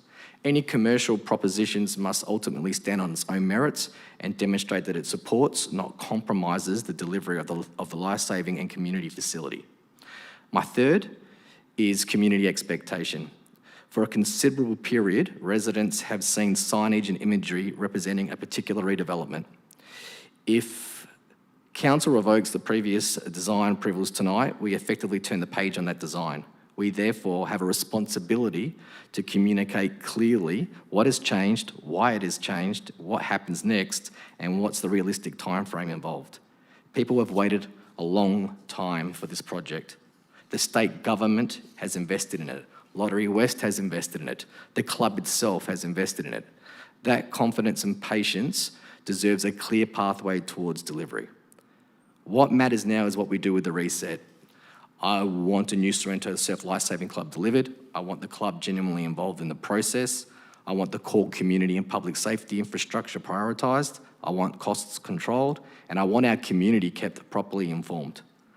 My support this afternoon is support for moving forward, but moving forward with purpose. We now have an opportunity to reset the project and get it right. What matters from tomorrow is that we turn the opportunity into a new Sorrento Surf Lifesaving Club as soon as possible. Thank you. Thank you, Councillor Venchulo. Councillor Chester, do you wish to speak to the motion? Yes, please. My question relates to recommendation 4. It'll be much shorter than my colleague on the left. Has the CEO finally identified additional funding sources to cater for the $10.5 million shortfall at this point in time? Thank you. Mr. CEO? Yeah, thank you, Mr. Mayor. No, there's no additional funding that's come to our notice at this point. Thank you. Any further questions or statements? Councillor Hill? Yes, thank you, through you, Mr. Mayor. I'd like to make it clear that from the first time on this council, I considered Sorrento Surf Lifesaving Club. My position has been very consistent in that I've always sought the administration to confirm that any design under consideration was fit for purpose for the Surf Lifesaving Club, but also to make sure that we're not exposing the ratepayers of the City of Joondalup to pay more than is necessary towards this project. And that's still the case. At the last month's council meeting, when this came up, I moved a motion to have it reconsidered tonight, and appreciate that, and asked questions, and in the briefing pack, I received answers to those questions, so I hope that all elected members will agree with me that we're now better informed to consider the implications of what we're considering tonight and how we got here. With regard to the briefing pack, which is a confidential attachment, so I didn't refer to it earlier, I just wonder whether I'm at liberty to discuss the figures that are quoted in that briefing pack. Could I seek some clarification from the administration, please? I'll go to Director Parry, but it might depend on which figures you're referring to. Director Parry. Through you, Mr. Mayor, it may be more appropriate for Director Klassen to be able to clarify if Councillor Hill was able to identify which parts of the briefing pack the figures he was referring to, and for Director Klassen to perhaps clarify whether those figures are still confidential. Yeah. Councillor Hill, if you can identify the question or page in the briefing session, briefing pack will go from Okay, there. I'll do so by first of all addressing something which doesn't reference actual figures, so I think that will be helpful. So I'm referring to the briefing pack. We were provided with cost estimates from February 2025. Could I please, first of all, ask a question to the administration as to whether those cost estimates were based on the final design as included in the tender documentation? Thank you. Director?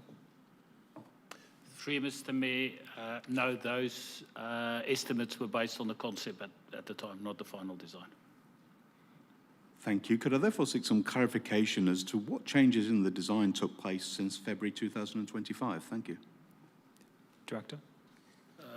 Through Mr. Mayor, and I might ask the Manager Asset Management just to add to that and provide a bit more detail, but the key changes were obviously the detail of the building itself, the services, connections, etc., and specifically we've talked in length about the civil component of that actually has materialised through that detailed design, exactly what that entails. I don't know if the Manager Asset Management, no, I think that covers it, yeah. Councillor? Okay, thank you. That brings me then to my question as to whether I'm able to refer to the cost estimate from February 2025, specifically for the Surf Lifesaving building, or if not, is it possible to refer to the quantum of the increase in cost that we have today? Thank you. Director? Mr. Mayor, we can potentially refer to that. However, I would caution council, as we want to go back to tender and we want to go back to market, I would be very hesitant to discuss in the public arena the cost estimates around that and potential changes. Yeah. Councillor? Okay, thank you. With that in mind, I would just restrict my comments to clearly there's substantial cost increase from the February 25 cost estimate to the figures that are in the report today. I guess that refers to another question, is to whether the administration has confidence that it will be possible to achieve a fit-for-purpose building at reasonable cost to the ratepayers within the currently budgeted amount? Thank you. Director? Through Mr. Mayor, again, something that we explored in quite some detail as part of the previous meetings. I think the limitations on the location is what added significantly to the civil cost. What we ask and what Council is currently having in front of them is removing those specific limitations. And by removing those limitations, we believe that we would be in a much better position to design a fit-for-purpose building within the available funding. So yes, much more confident with the removal of those restrictions that we can actually achieve the outcome we're looking for. Councillor Hill? Thank you. Just follow-up questions just on the commercial element. So given that the city is going to be looking back at this and seeking to fit within the budget, what is the likelihood that the commercial would be, if pursued, would be part of the surf club building? Thank you. Director? Through Mr. Mayor, I have not considered that in detail. I would say it's potentially unlikely, but I don't want to take that off the table at this stage. Councillor? Yeah, thank you. I'll just close by saying that clearly I'm supportive of the officer's recommendation and also the alternate, which is broadly similar. I won't restate what my intentions are, but I do hope that we end up with a building that meets with the budget and is fit for purpose for the Surf Lifesaving Club. And I hope that elected members are clear on the reason why I asked for this to be deferred, and the information we've got now is appreciated. Thank you. Thank you, Councillor. Councillor Pizzey? Thank you. My concerns with supporting this recommendation is that the expected savings of the project needed to be achieved exceed $10 million as confirmed by the City at briefing, and also supporting this recommendation further delays the project. However, I take into consideration that the Surf Club are supportive of this projected plan, and that the City recommends this moving forward and are confident they'll be able to find those savings in a new scope project. I also think it is important to be looking at this not just from the lens that the building is a benefit of one club or one group. This facility is used to save lives and prevent drowning deaths on our very popular Sorrento Beach, and provides a public service for all residents of the City of Joondalup. And I also concur that the voting for this recommendation should be considered with the focus on the surf club and not the commercial aspect of this project. Thanks. Thank you, Councillor. Any further?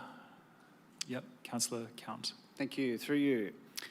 Whilst I agree that the 9 parameters that were set for the construction guidelines absolutely increase the costs, I was also originally not in support of delaying this project, since it appears evident that we've been losing the battle against inflation costs, as well as the reputational damage that this does to potential further external funding by yet again another decision to delay the build.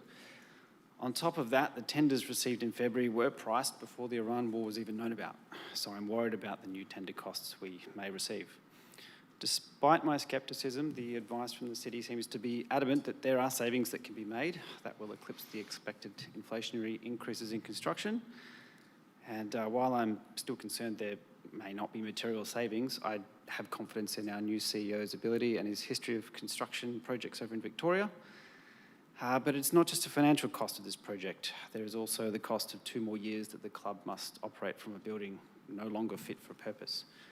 But on that note, I sincerely hope to be proven wrong and that we can deliver a new building for the Surf Club in a timely manner while keeping within budget as is claimed. Thanks. Thank you, Councillor. Any further councillors wishing to speak to the motion? Deputy Mayor. Thank you, Mr. Mayor. Happy to support the motion as it's been tabled. It's a challenging job ahead. It involves the City looking at all those different aspects in order to allow this project to proceed. It also requires the club in its engagements to keep a realistic view of what's actually deliverable. And that's the only way we're going to get this through to an end point. Otherwise, I don't want to have this come back in a year or so time and we're still faced with the same issue.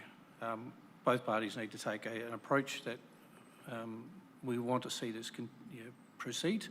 The challenge is, it has to be affordable, has to be deliverable in accordance with other facilities we provide across the city. Different aspects need to be considered, whether the commercial is built in or separated, or whether it continues at all. But if that's the case, then the commercial funding aspect doesn't stay within this project either. The commercial arm is funded from a particular reserve. That reserve funding does not stay with the build if the commercial does not proceed. So let's be clear on that. And when we look at the design of the club building, if we're going to focus on the safety and life-saving aspects of it, then let's have a building with a kitchen that is similar to provided in other buildings across the city. We're not here looking to provide a commercial rentable area. If we focus on delivering a club room for a particular purpose, it should focus on that. So all these things add additional costs to the place. The decision to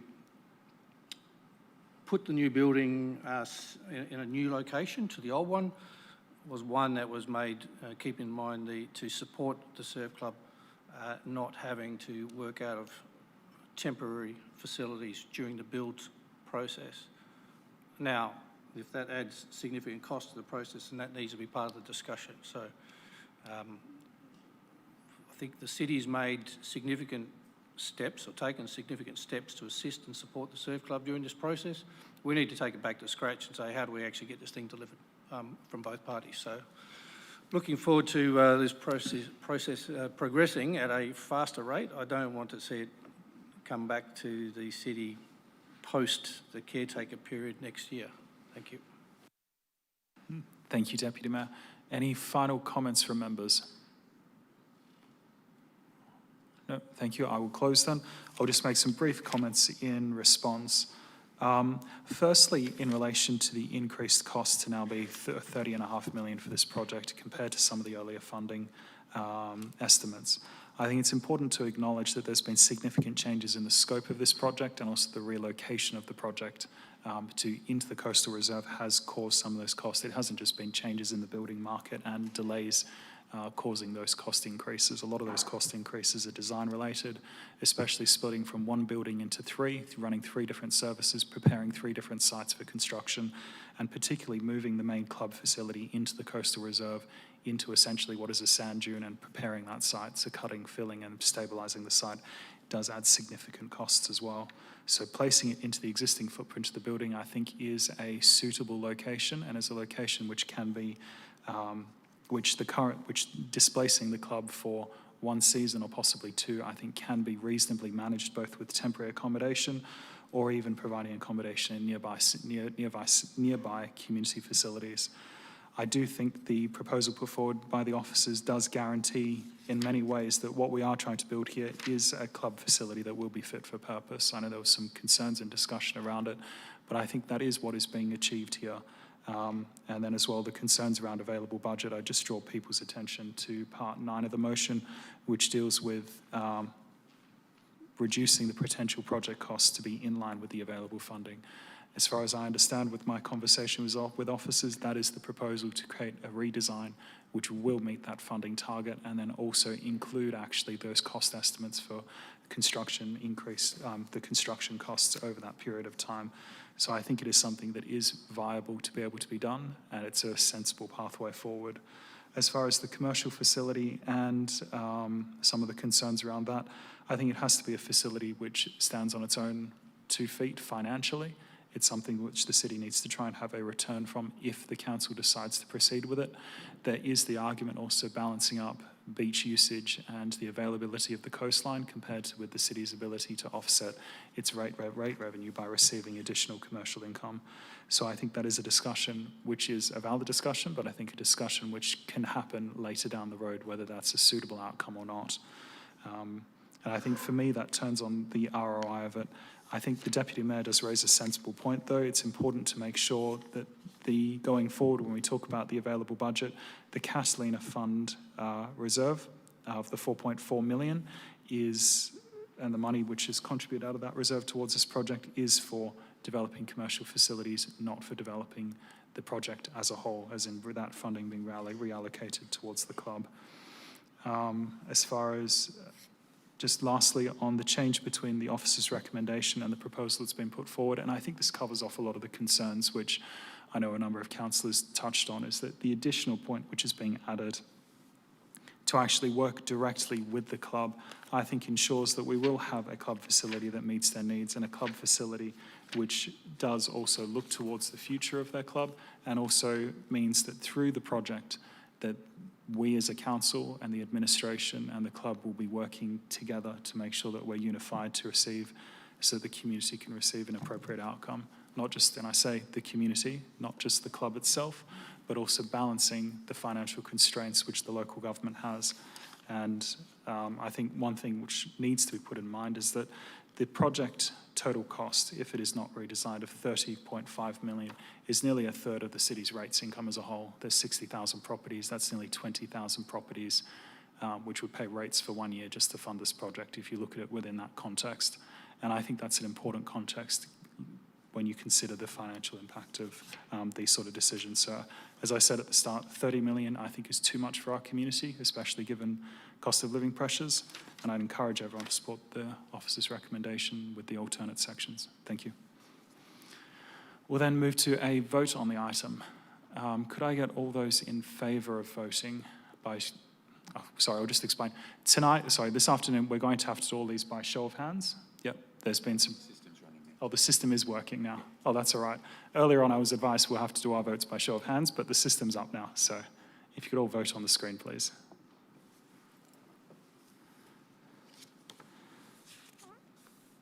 Thank you. I declare the voting closed and the item is carried unanimously. We then move to item 12.8, list of payments. Councillor O'Neill.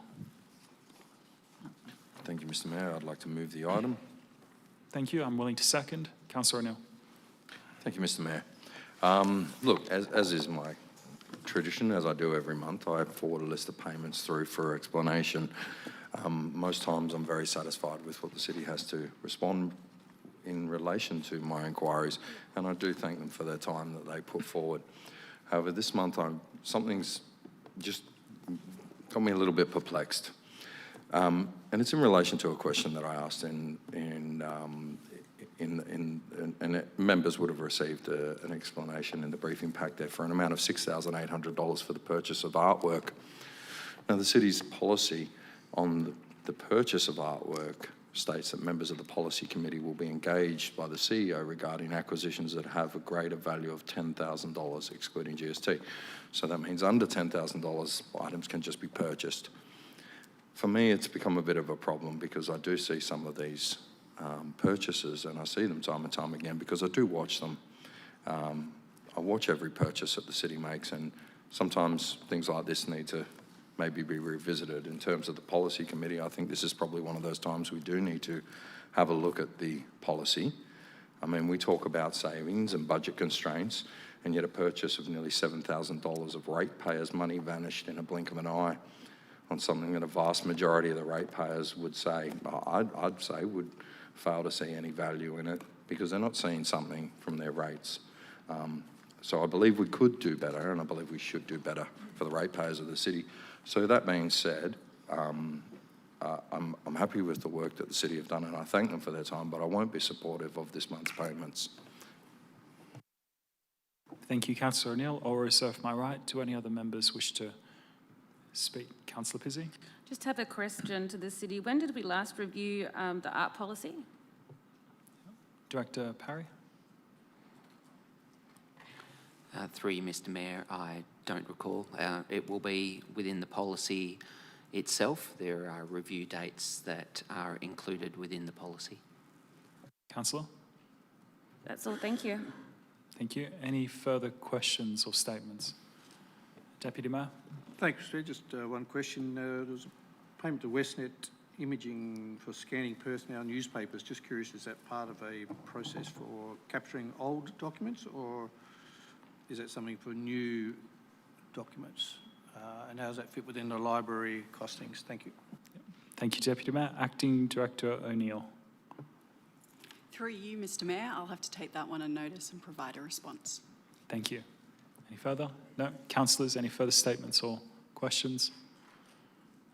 Thank you. I don't wish to speak to it. Councillor O'Neill, do you wish to close? No, Mr Mayor, that's fine. Thank you. Thank you. In that case, we'll go to a vote. If you can vote on the screens, please.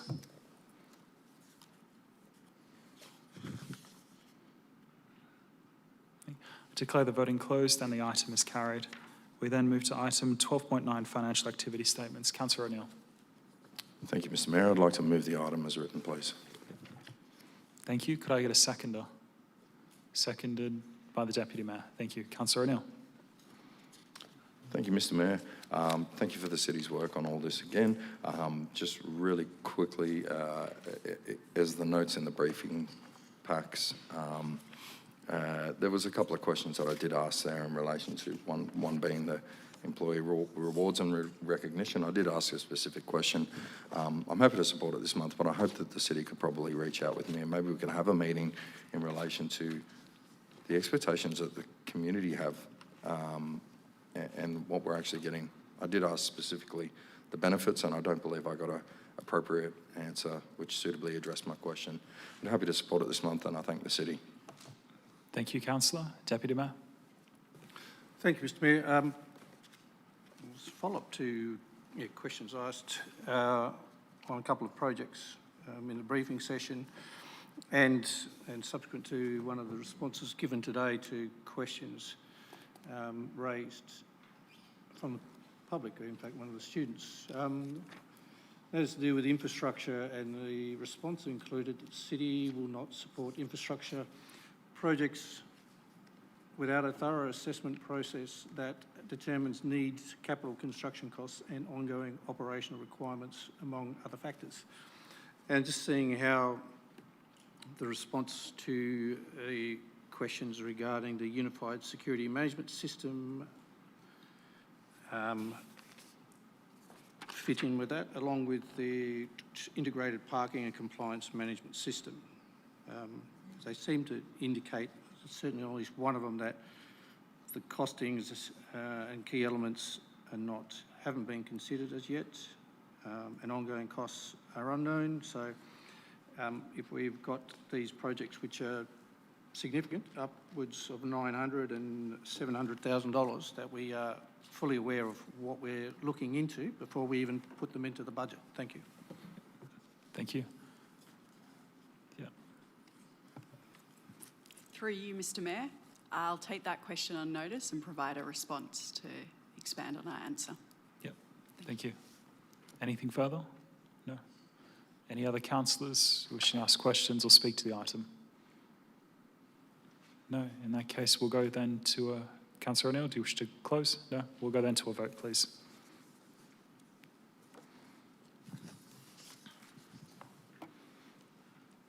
Voting is closed and the item is carried unanimously. We then move to item 12.12, which is the petition regarding play equipment in Sherrington Park, Greenwood. Councillor Chester. Yes, thank you, Mr Mayor. So you're willing to move the motion still? I'd like to move the Could I get motion. Yes. Could I second Councillor O'Neill? Councillor Chester. Yes, thank you again. Look, I want to acknowledge the group of residents who live nearby this playground for their efforts in getting this petition together for the benefit of the students in the gallery. Petitions are one way for residents to exercise their right in requesting the city to change direction in some of its determinations. In this particular case, there was play equipment, quite old, in Sherrington Park. I observed it on numerous occasions, the young children nearby using the facilities, but unfortunately it was way past its predicted use-by date, and it was showing considerable rusting. So in spite of the fact that the residents would like it retained, the city has a responsibility in terms of making sure that equipment that they install is safe to use. there was also the issue of keeping it. It would need considerable maintenance, ongoing maintenance costs. So although I appreciate the effort the residents made, I will reluctantly be supporting the recommendation to have it removed. Also, in the light of the fact that there were at least 5 other quite new, well-equipped playgrounds within 400 metres of Sherrington Park. So that alone would indicate to me that it is time for us to remove that equipment. So I guess that's what I needed to say about that. Thank you, Mr. Mayor. Thank you, Councillor Chester. Councillor O'Neill. Thank you, Mr. Mayor. Just really briefly on this one. Thank you for the people that actually put forward this petition. I do appreciate what they do. And just in saying that one of the most valuable ways for the council and for the city to hear what you think about your area and suggestions for your area is to start a petition. So please, I encourage everyone, if you are listening to this or you're hearing it, if you've got something in your area, bring it to your council with a petition. That being said, I appreciate the work that the city went into on this one. I know it's not an easy decision that we have to make sometimes in relation to these, but as my co-ward councillor Chester actually did mention, the city does look into these things, and it is a reluctant decision that we have to make, but it is one that we make for the benefit of everyone, whether they see it or not. So I thank Councillor Chester for his words on that, and I will be supportive of the officer's recommendation in this instance. Thank you. Thank you, Councillor O'Neill. Any other councillors who wish to speak to the motion? I will very briefly, just again echoing the comments again that when the council does receive petitions, we do look through the data around those requests carefully. We don't make these decisions in a rushed way. Looking at this, that there are, especially to just point to some references, if anyone wishes to look back on this meeting, on page 99, it's quite clear, page 99 of the agenda, that there is 4 or 5 parks within a 400-metre walkable catchment, so in a couple of minute walk of Sherrington Park, of which people can walk to and actually have play equipment to be able to go to. I think we need to also put these decisions in context as well, as that across the district, we need to make sure that we maintain all the assets to an appropriate standard. And so we do perform an analysis about across all the suburbs across the district, about which areas are currently not serviced by playgrounds and which areas are. In this case, there's multiple overlapping areas which service this particular park and the residents that live nearby. So I'm satisfied that taking out this playground is not going to cause too much of an undue concern from that perspective, although I do acknowledge that this playground and park may be significant to a lot of people that use it for young families at this time. But the playground itself and the state of it is just not in a condition that we can continue with. And again, putting these decisions in context, there's still areas around the city where people live don't actually have a 400-metre walkable catchment to a playground at this point. And it's also important to put in context, the city also has a large asset backlog that needs to be resolved, and as well looking at the city's finances as a whole. This year we had a 6.5% rate increase, which is on the higher end, and that's because we've had a backlog of over $100 million of public assets, which there's been a backlog of, mostly comprising of roads. But we also need to consider, as I said, the district as a whole and the city's finances as a whole, and I think the 400-metre catchment rule is an adequate way of trying to fairly across the district make sure that there's access to public facilities. Thank you. Councillor O'Neill, Councillor Chester, do you wish to close? Nothing more to add, and thank you for your comments, Mr. Mayor. Thank you, Councillor Chester. If we can vote on the item, please.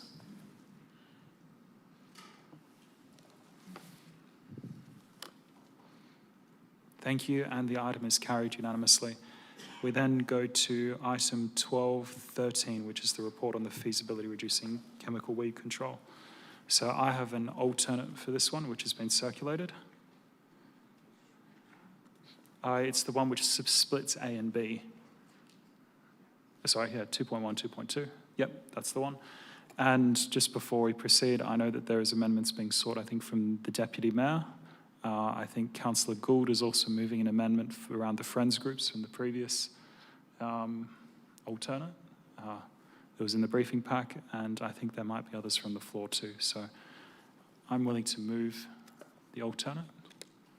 It's on the screen. And could I get a seconder? Yep, second, Councillor Pizzey. Thank you. To speak very briefly on this one as well, is that looking at the report that's in front of us and the concern that's around the community, I think it's important to split out parts 2.1 and 2.2, which is something I highlighted earlier on in the briefing session back 2 weeks ago. Looking at the report, I am confused in many ways about the percentages and how those actually allocate towards a reduction in glyphosate of those particular percentages. I've tried to come to a balanced point of view. So at this time, I probably will not be supporting 2.2, but will be supporting 2.1 and bringing the hydrothermal treatment in-house. And I guess my concern around the sum of the numbers is that the purpose of the report here is a discussion around supporting scenario B would be decreasing reducing glyphosate and other pesticides by 25 to 50%. And I guess I've become a little bit puzzled when I look at page 114 and us bringing the hydrothermal in-house seems to have an estimated glyphosate reduction of 25%.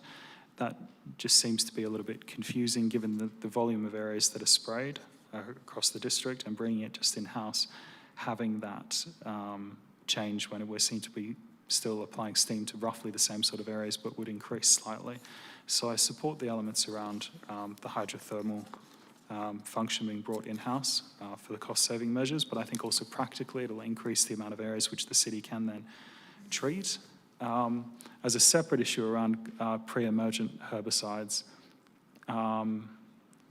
one of the things that I think our community is always concerned about is what is the schedule level of those pesticides and what degree is the council having oversight around that. And I think maybe going forward there needs to be a discussion with the weed management plan around what particular chemicals we would use, and if we're going to look at herbicides that are outside of the current uses, that we indicate very clearly where those pre-emergents would be used. I think some of the descriptions around here do seem to be a bit broad, and especially I think some of these discussions also need to be specific to the particular herbicide too. I know there's been concerns about the herbicide which was proposed at the briefing session, entering into waterways, and concerns around that. I guess I do take some comfort that if the city did go down that route, is that the label on it does say that it should not be used near any aquatic bodies, and I expect then the administration would follow the label usage of the pre-emergence in those cases. But at the same time, I do have general concerns around emergence and how they persist within the environment.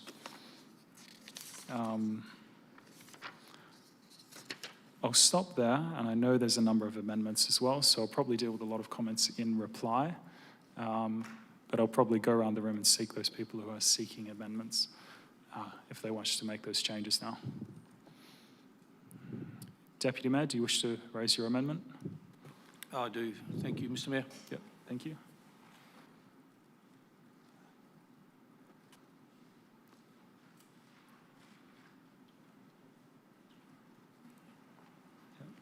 Thank you. I'm willing to second. Deputy Mayor. Thank you, Mr. Mayor. The amendment is really to add an additional point that requests the CEO to include in the City of Joondalup State of the Environment Report the annual quantities of glyphosate utilised by the City of Joondalup and its contractors. Yep. The intent of this is basically to provide the evidence that we are delivering on the targets that we are setting and the commitments we are making to the community.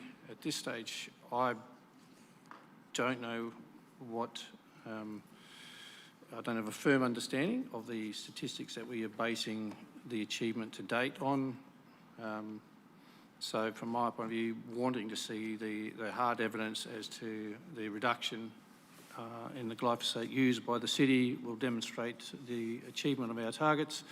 and assist in the setting of new targets and how we measure up against those. So this is just saying if we're going to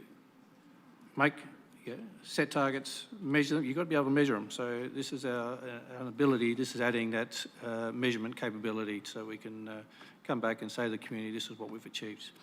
So simple one, hope you support it. Thank you. Yep. Thank you. To speak as the seconder, I'm very supportive of this. I think it's important there's a clear measure so we can see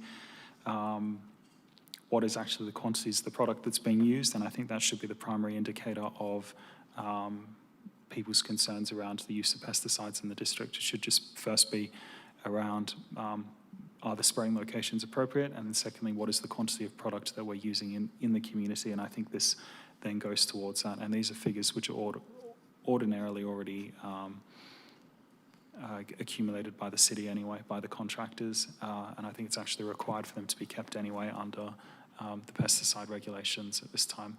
So I think compiling this information doesn't add any sort of significant burden, and I guess it also comes back to some of the concerns I've had with the report. The report itself dealt with square kilometres, which it's just not clear how much spraying is occurring within a square kilometre or within particular locations compared to how much product's being used.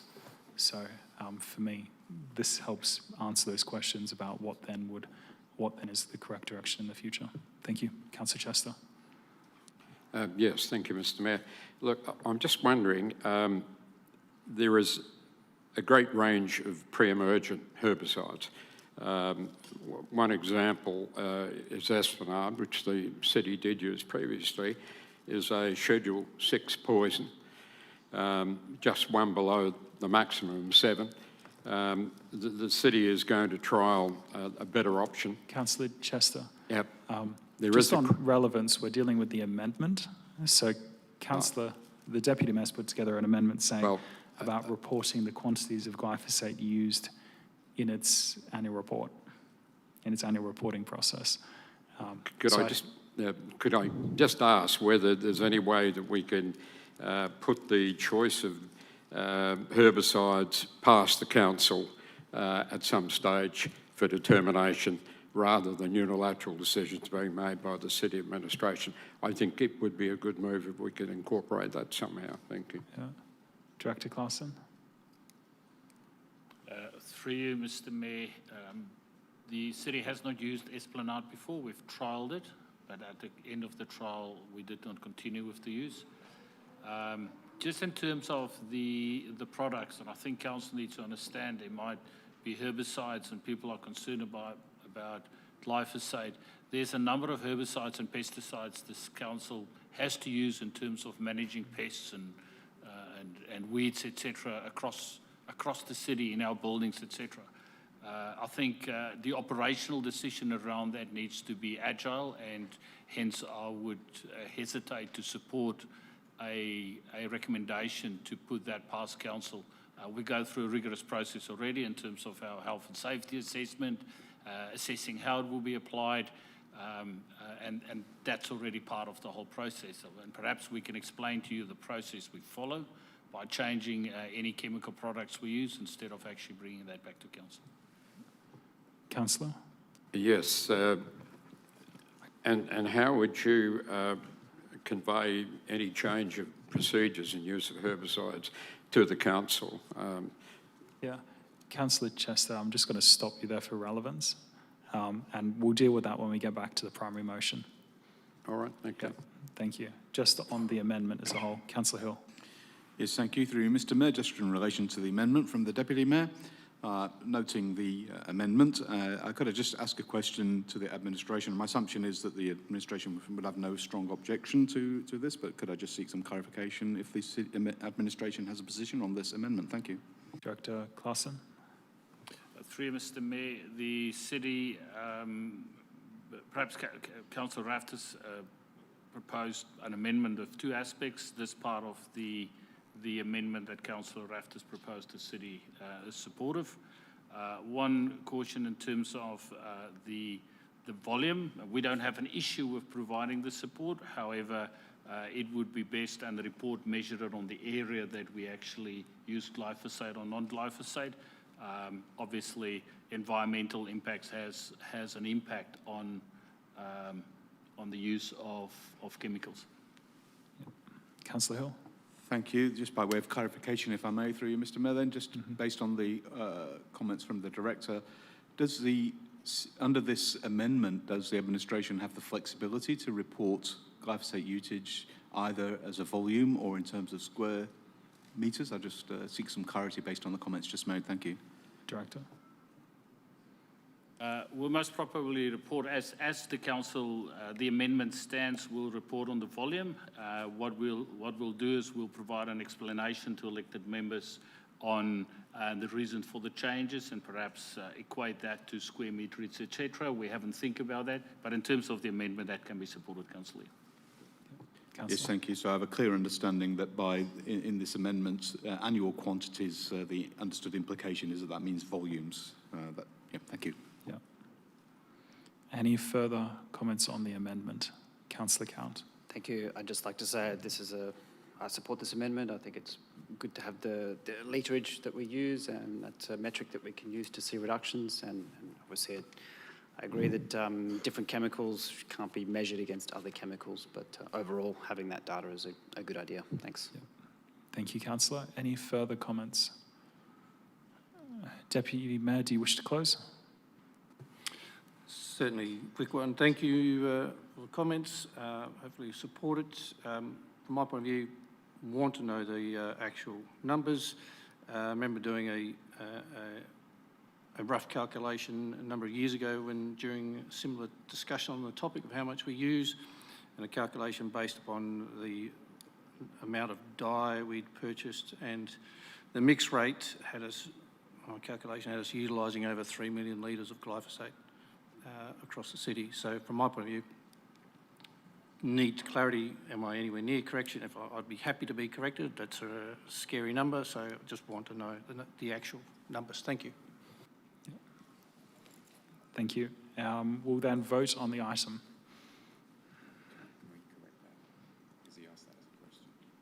It's in the final. It's in this.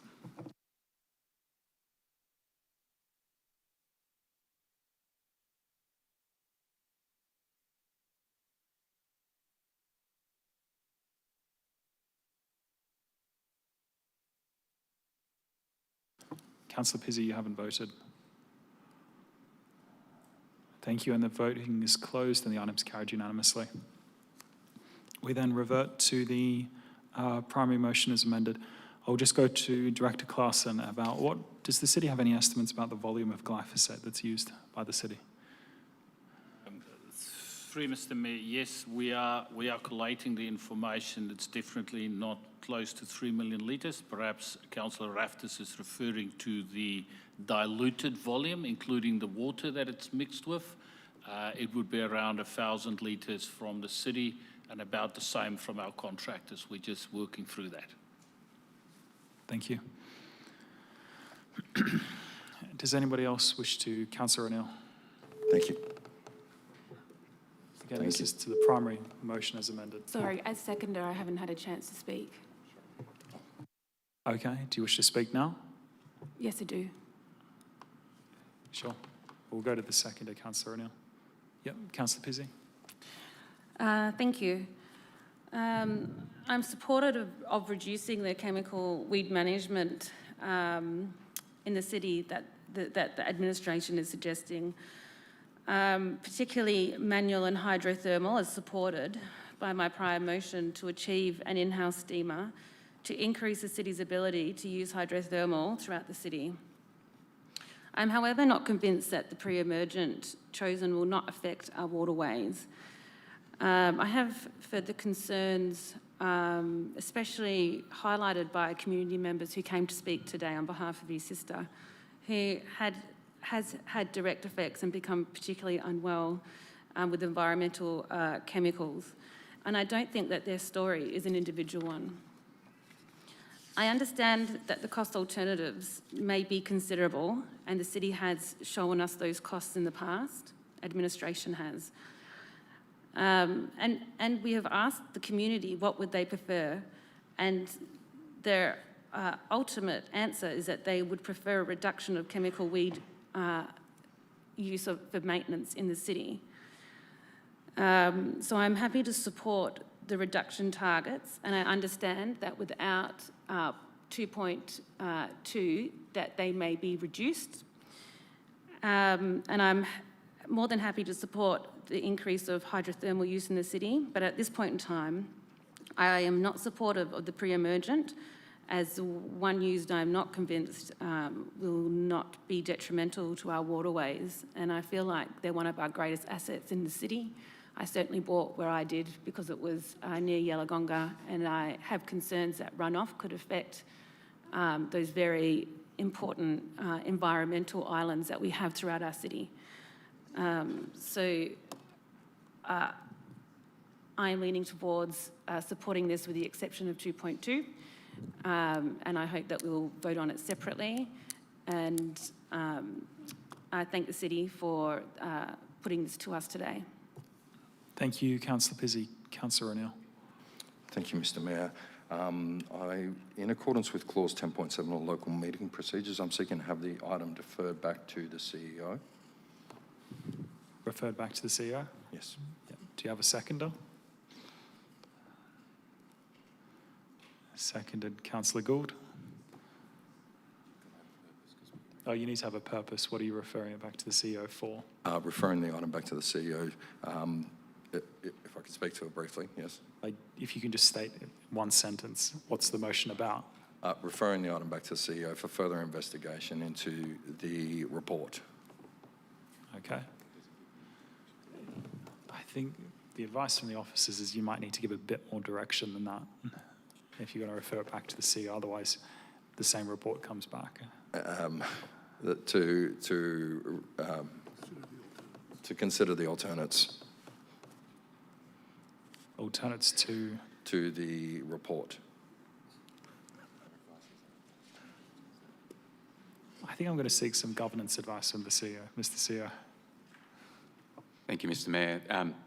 I think the officer recommendation has been clear of our position. I'd be concerned referring it back. You're going to receive the same advice.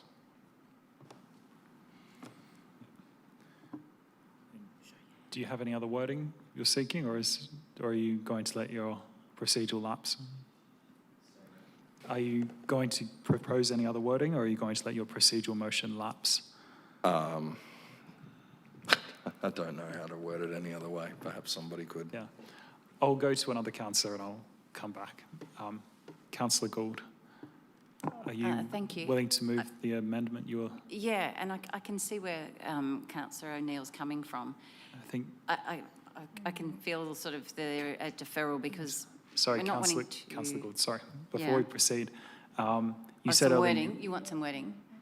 Yeah, so Yes. I'll let Councillor O'Neill sort out what he thinks his wording may or may not be. But in the interim, we're going to continue the debate on the primary item as amended. Because I was trying to give a bit of help to the new wording, but that's not really my place, is that right? I think Councillor O'Neill can sort him He'll himself. sort that? Yeah. Okay. Would you like to move the amendment that you were seeking about the Friends groups? Yes, let's go back to that one. Okay.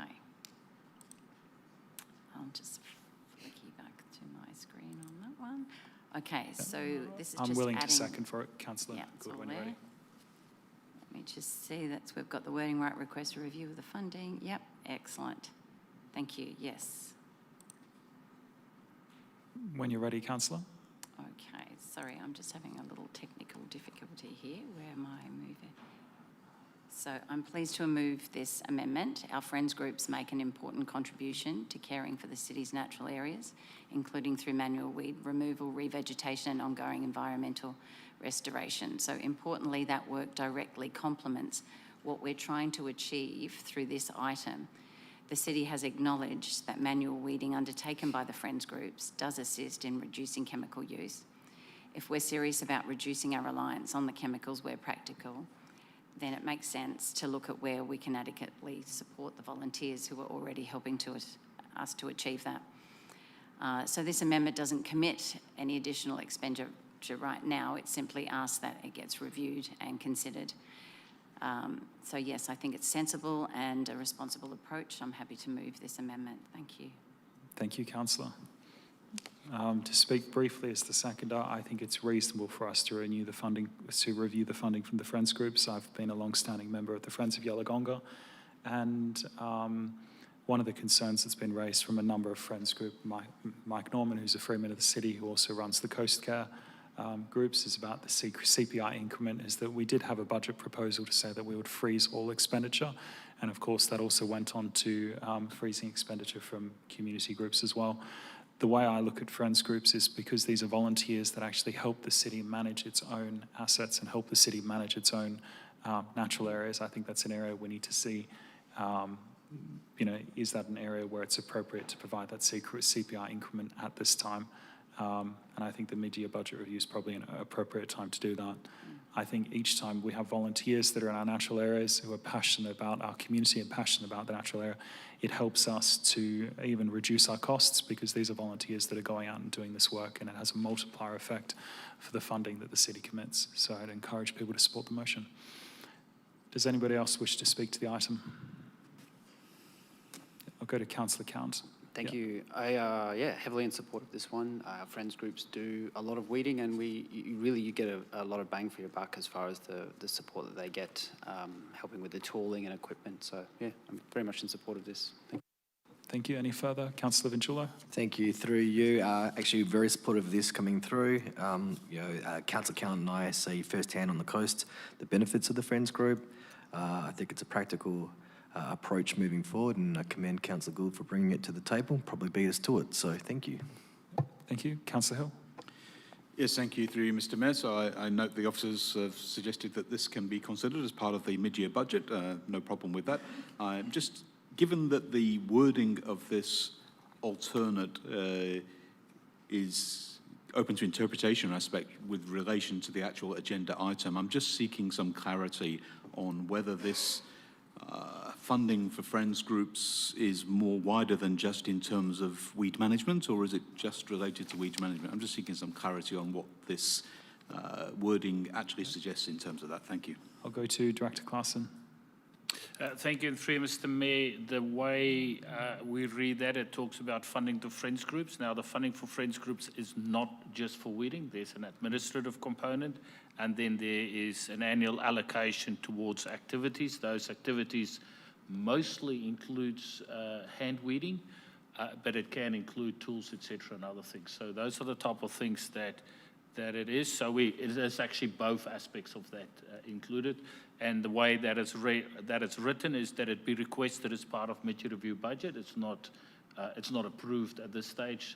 It will be only considered as part of the mid-year review. Thank you for me continue. Just to that's much appreciated. I just think it's important that we understand what the context is and what this requires us to do. So I think that's I'm comfortable that the administration is clear on that. Thank you. Yep. Thank you, Councillor Hill. Any further comments on the amendment? Thank you, Councillor Gould. Do you wish to close? Just very briefly, thank you. Yeah, I'm just acknowledging the volunteers who do contribute considerable time and effort to caring for our environment. So yes, I thank everyone for their support. Thank you, Councillor. If we can vote on the amendment, please.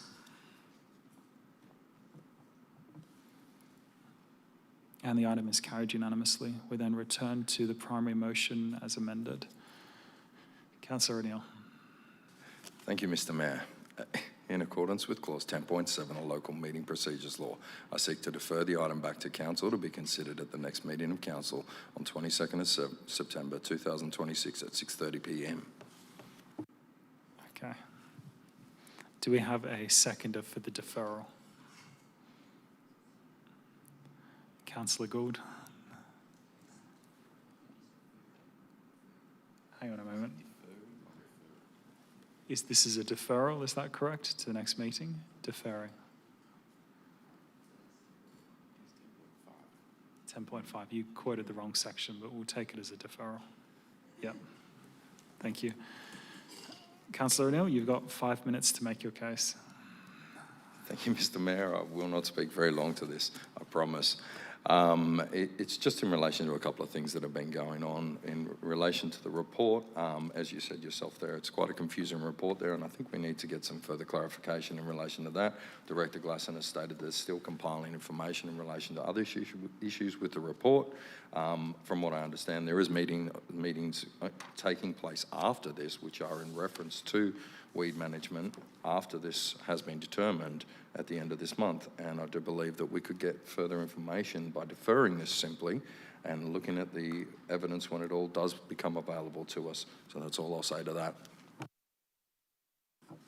Thank you. Given it's a procedural motion, there's no debate on it. So if we could then vote on the item.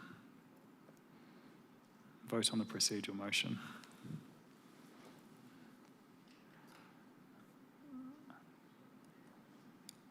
I declare the voting closed and the item is deferred till the next meeting. So 7 votes to 4. In that case, we move on to the next item on tonight's agenda. That brings us to Heathridge Park redevelopment. Councillor Mercer. Yep. And could I get a seconder? Councillor Gould, thank you. Councillor Mercer, if you wish to speak to the item. Yes, thank you, Mayor. Heathridge Park is a project that I've spoken about several times now on my short time of being on council because it matters to so many people across Joondalup. As we have heard today, there are 45 groups regularly using or leasing facilities at Heathridge Park and more than 3,600 registered members. This is significant community use, and I think it's important we keep that in mind when considering this project. The existing facilities have passed their use-by date. The report identifies issues with change rooms, storage, meeting space, accessibility and sporting fields. This isn't something that has suddenly appeared before council. There has been several years of planning, different options have been considered, the community has been consulted and the master plan has been developed. For me, there comes a point where planning needs to become progress, and I think we have reached that point. The redevelopment is proposed to be delivered in stages over a number of years. That gives council the ability to progress the project while continuing to manage the financial commitment, pursue external funding, and maintain oversight of each stage progresses. And today, we are being asked to endorse that staged approach. I think that's a sensible and reasonable way to proceed. It means there'll be a few further opportunities for council to consider the costs, funding and delivery of the later stages as the redevelopment progresses. Ultimately, the people and the community groups who use Heathridge Park have told us they want to see this redevelopment progress. They have participated in the consultation, and after years of planning, we have now a practical pathway to start delivering it. I believe it's time to move from planning to delivery. Thank you. Thank you. Councillor Gould. May I reserve my right for now, please? Yes, you may. Thank you. Does anybody else? Yep. Councillor Vincula, you have an amendment. I do, thank you. Thank you. Just get it on the screen. Can we get a seconder? Yep, seconded. Councillor Mercer. Thank you. Look, a very simple amendment. I want to make it clear from the outset, I support the Heathridge Park redevelopment. I support progressing stage 1 through detailed design and procurement. This amendment is not intended to delay the project.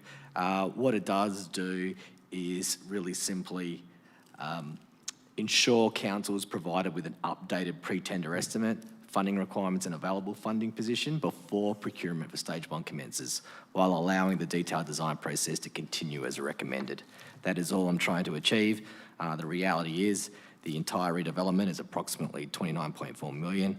There is a project funding shortfall of $19.4 million. Even stage 1 currently is estimated at $18 million and has a funding gap of $8 million.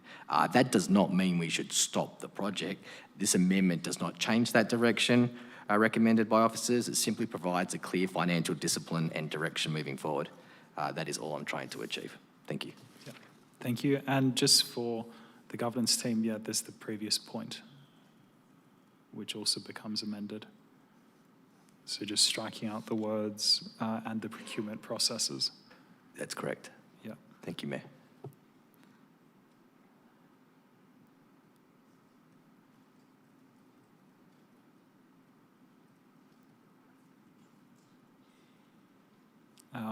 Just to, again, point 3 is not part of the amendment that's on the screen.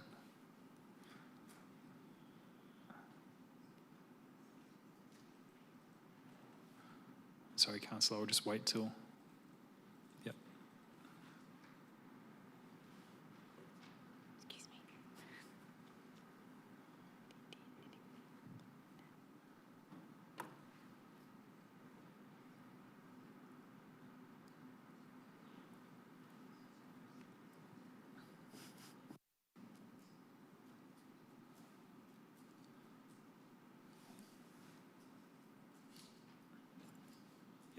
Councillor Vinciullo, just checking with you, that is the correct amendment.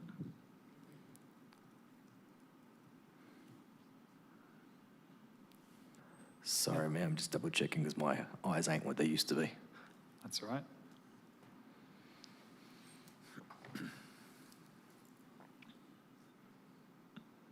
Yes, thank you. Yep, thank you. And the seconder was Councillor Mercer. Councillor Mercer is the seconder. Do you wish to speak to it? No, that's right. Anybody else? Councillor O'Neill. Just really quickly, thank you, Mr. Mayor. As councillors, we're constantly seeking clarity, financial implications and whatnot. As we go along through these processes, this is quite a considerable investment, and I think this is a very well thought through amendment, and I'm very happy to support it. Thank you, Councillor O'Neill. Councillor Pizzey. I just have a question on the amendment. If administration could tell me what is the practicality outcome of this amendment? What will it achieve? Go to Director Claassen. Through Mr. Mayor, it most probably just formalises the process that we would have followed anyway. We most probably would have brought it back to elected members to a strategy session.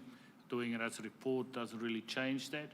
What it means is that before we go to market, that we actually come back to council to inform you clearly on our estimate at the time, based on the detailed design, the grant funding, and hopefully we have some good news and we have additional grant funding at the time, and then to actually get a decision from council in terms of how do we progress with the project at that stage. So it doesn't really change, but it actually formalises the process. Councillor. If council were concerned about the overall cost of the project and the design, will Amendment 5, will the city be relooking at that? If they can't get more money from some other funding, will you be looking at the redesign to bring the project into a cost, original costings, or close to? Director. Through you, Mr. Mayor, I think in terms of the needs analysis, we've clearly indicated to council that to deliver on the needs that's identified, it's going to be around $29 million. Hence, we've suggested a staged approach. What it might mean is that we will have to stage the project differently, and we might lose some efficiencies by staging it differently. But I think that's the decision we'll have to make at the time. As I've indicated, I think, to a question at briefing session, we have not looked at the asset renewal component of the Guy Daniel Club Rooms. Sorry, I just needed to find a name. The Guy Daniel Club Rooms. And part of the whole assessment, we'll look at, well, what's the renewal component of that? How do we fund that? Because that was not originally anticipated in the $2.5 million that's set aside by council, which was just the seed funding. So we'll look at all of those in terms of moving forward, but I think in terms of the phased approach, as I said, it might change the phasing of the project.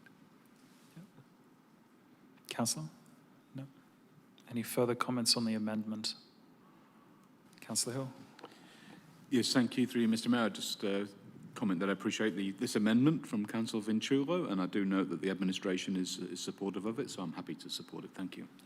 Thank you. Any final comments on the amendment or questions?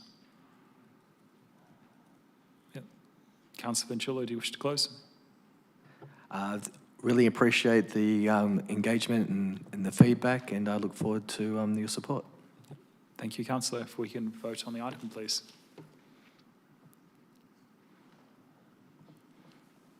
The item is carried unanimously. We then revert to the primary motion as amended. Does anybody else wish to speak to the motion? Yep, Councillor Pizzey. Yeah, this is to the primary motion now, is Primary that correct? motion, yep. Okay, thank you.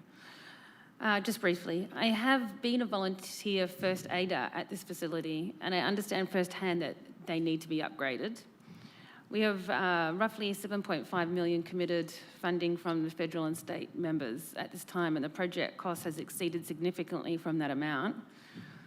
We have heard from many of our clubs within the city of Joondalup, and many of them are seeing the need for changes and upgrades to their facilities, not just because of the increase in girls and women in the support and the requirements those change rooms have become inadequate just for the women, but also for officials alike.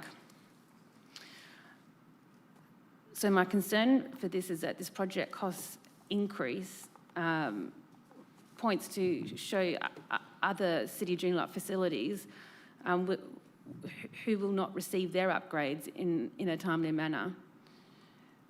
So looking at the city's needs as a whole, is it responsible to move forward with this project at the current cost?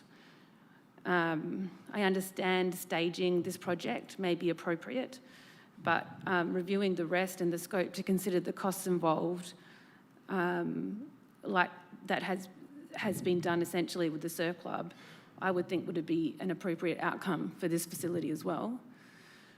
In saying that,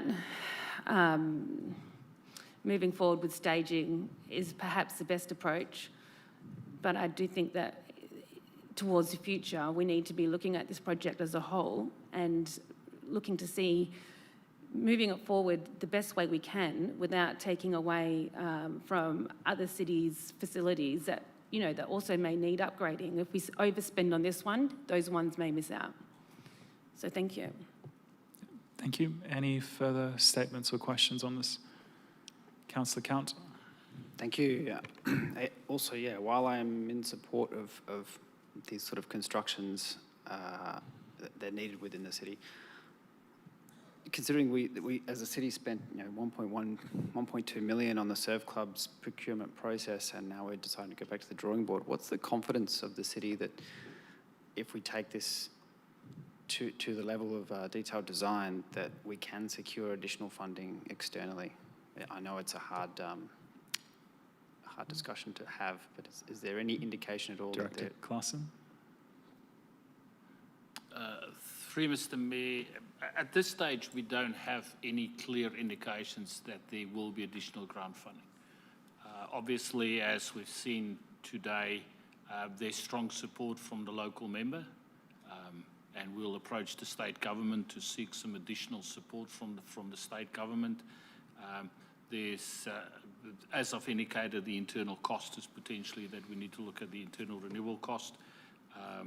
So yes, we will need to go and seek out how we're going to fund. So what we actually need to develop, and I think the recommendation is, as in the comments that we've provided in the comment, is how do we actually look at the funding plan for this project? Internal, external resources, how do we pull all of this together to get to a funding plan that is something that council can support based on a building and a facility that meets the needs, but is actually scaled back to a point, and we've done a lot of that through the concept design stage already. So yes, there's no certainty, Councillor Count, but I think the opportunity, and there's no certainty that the available funding, the city's funding was $2.5 million as seed funding. That was never the total project cost. That's already funded internally. So we need to look at, are there some internal additional funding? Are there additional external funding to overall fund the project? Yep. Councillor. Thank you. Look, happy to progress with this, but it appears we're going to have some interesting conversations when it comes to the table. Thank you. Yep. Thank you. Any further comments on this? Councillor Hill. Yes, thanks through you, Mr. Mayor. Noting the comments that have been made and just looking back at the history of Sorrento Surf Lifesaving Club, I'm just interested as to if there is a change in the cost estimate, and noting that, for example, major projects and finance committee meetings are perhaps every quarter, what would be the process for the administration to inform elected members of any significant increase in cost estimate? Thank you. Director Claassen? Through Mr. Mayor, there's potentially two options, either through a desk of the CEO or through, and I think this project does receive milestone reporting as part of the overall reporting, so as part of the corporate business plan or the reporting back to the major projects and finance committee, we can do that. Those reports are similar, so we can either do through the corporate business plan or the milestone reporting to the capital works committee. Councillor? Yes, thank you. Thanks for the response. And just reflecting on Sorrento Surf Life Saving Club, yeah, I don't necessarily feel that significant cost increases were informed in a timely manner to elected members. So just seeking further clarity on that in terms of lessons learned from the Sorrento Surf Life Saving Club and whether we can be assured that significant cost increases will be informed to elected members in a timely manner by whatever methodology the administration sees fit. Thank you. Director? Thank you, Mr. Mayor. In terms of the implementation plan that we have developed, there is reporting mechanisms back to council. Some of the lessons learned through some of the other projects, it might be more appropriate as part of that regular update to the committee that we actually flag some concerns. Now, maybe we need to flag those concerns in words as well, not just in the colour reporting, and that's something that perhaps we will take on board. Previously, we've just said, oh, well, the budget is amber, we've got some issues. We will look at how we can better inform elected members through that process. Councillor? Yes, thank you. I think that is important information and it would be much appreciated to get it in a timely manner. Thank you. Thank you, Councillor. Any final? Councillor O'Neill? Thank you, Mr. Mayor. Just really quickly, I could seek an answer to a question. What happens if we don't get any external funding? Director?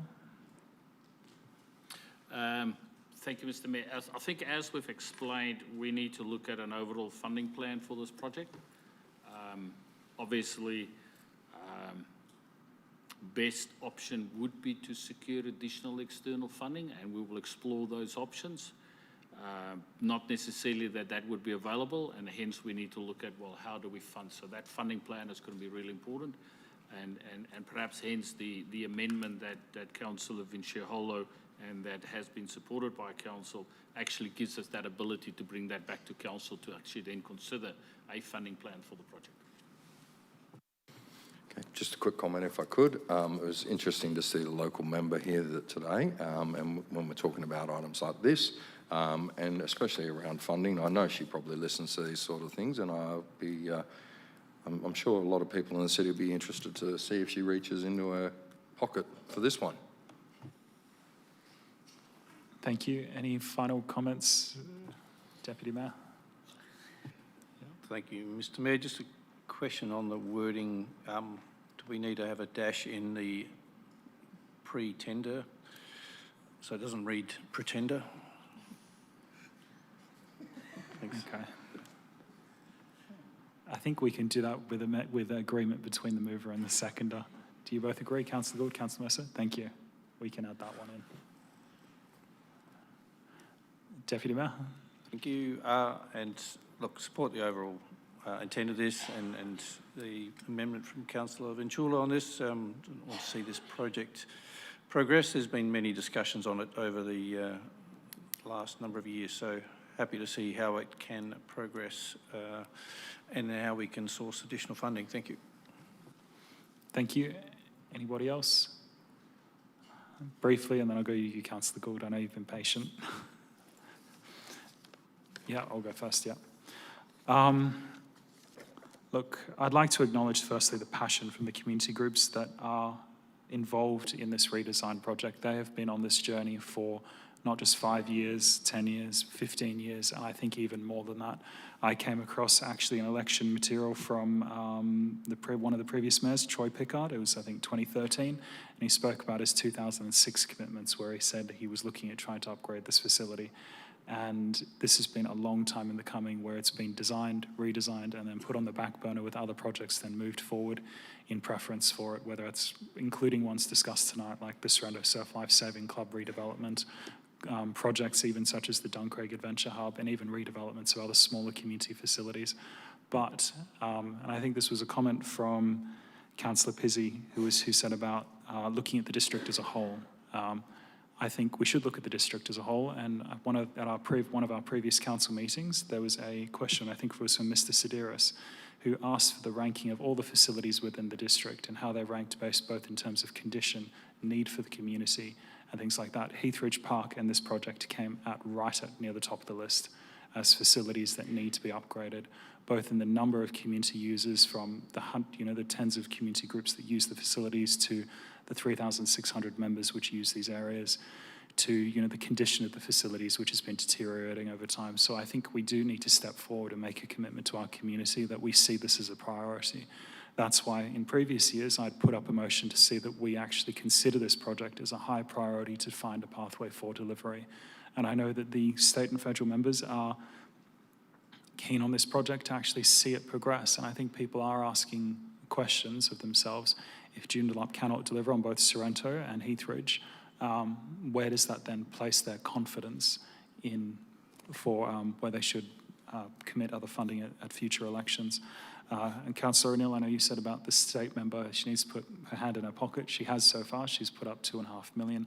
I think we should encourage her to see if she can match Tom French's commitment for $5 million and see if she can come to $5 million, and also the city looking at other additional grant funding sources. And I think that's important to recognise that she quite early on has pledged money towards this, and she's always talked at least to say that she'd like to make further commitments with the government permitting as well. So I think we should be positive about our local members and really try and encourage them to make commitments as well. So I think this is an important project for the community. It's languished for a while, and I think looking at the community as a whole, the number of groups that use this, the catchment being in the centre of the city, has all the marks of a project that as a council we need to progress and make a priority. So I'd encourage everyone to support this, and particularly as well moving now with the staged plan. The current shortfall for stage 1 is about 7.8 million, and I think it's important we move forward with it. There's other elements that are part of the broader project which take further stages and further funding commitments, but I think if we bite it off in smaller sections, we've got a chance to actually move forward for delivery and looking at funding models. So I'd encourage everyone to support this. Councillor Gould as the seconder. I know you've been patient. Yes, thank you, Mr. Mayor. I think you've covered most of it, and I think it's been quite good discussion today and lots of good questions as well.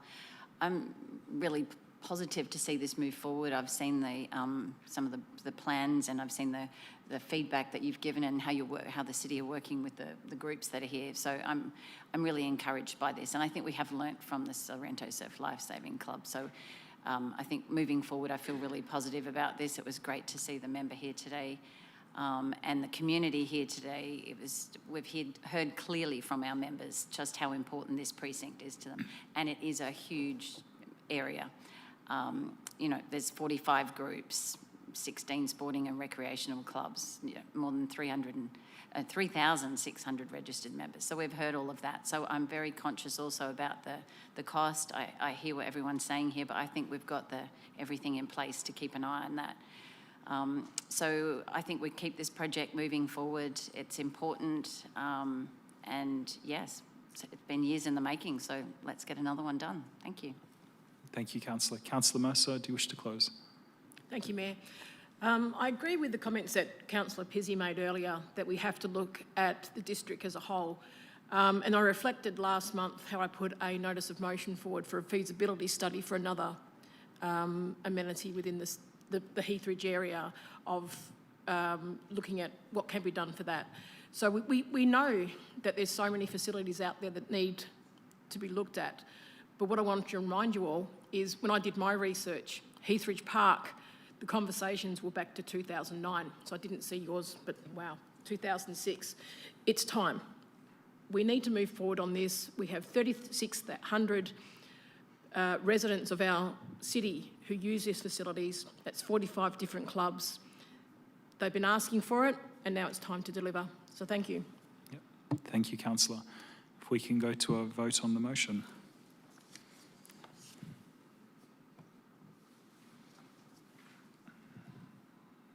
Thank you, and the item is carried unanimously.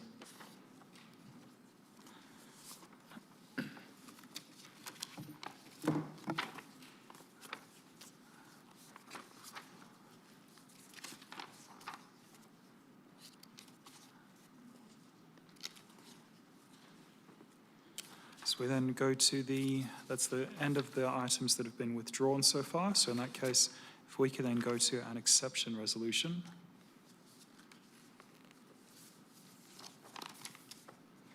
For items 12.2, 12.3, 12.5, 12.6, 12.7, you've got 12.10, 12.11. And I'm also going to ask councillors, does anyone actually wish to discuss item 12.4, the confidential status of legal actions? Because when I asked it earlier, no one seemed to wish to. Yep, thank you. In that case, if we can add 12.4 as well, and that'll close out all the reports for today. Okay, could I get a mover for the exception resolution? Move to Councillor Hill, second Councillor Vinciulo. If we can, Councillor Hill, do you wish to speak? Vinciulo? No? Any other members? No, thank you. In that case, we'll go to a vote.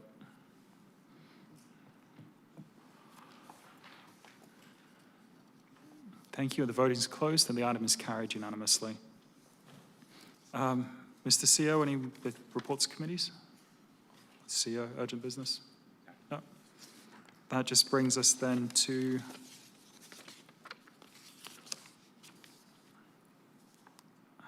there's no notice, there's no motions of which notice has been given.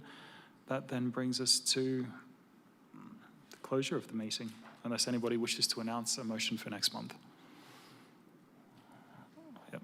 I may have one, but I will actually email the council about that before it occurs, just so everyone's on board. In that case, I close today's meeting at 2:47 p.m. Thank you everyone for attending. Thank you everyone in the gallery.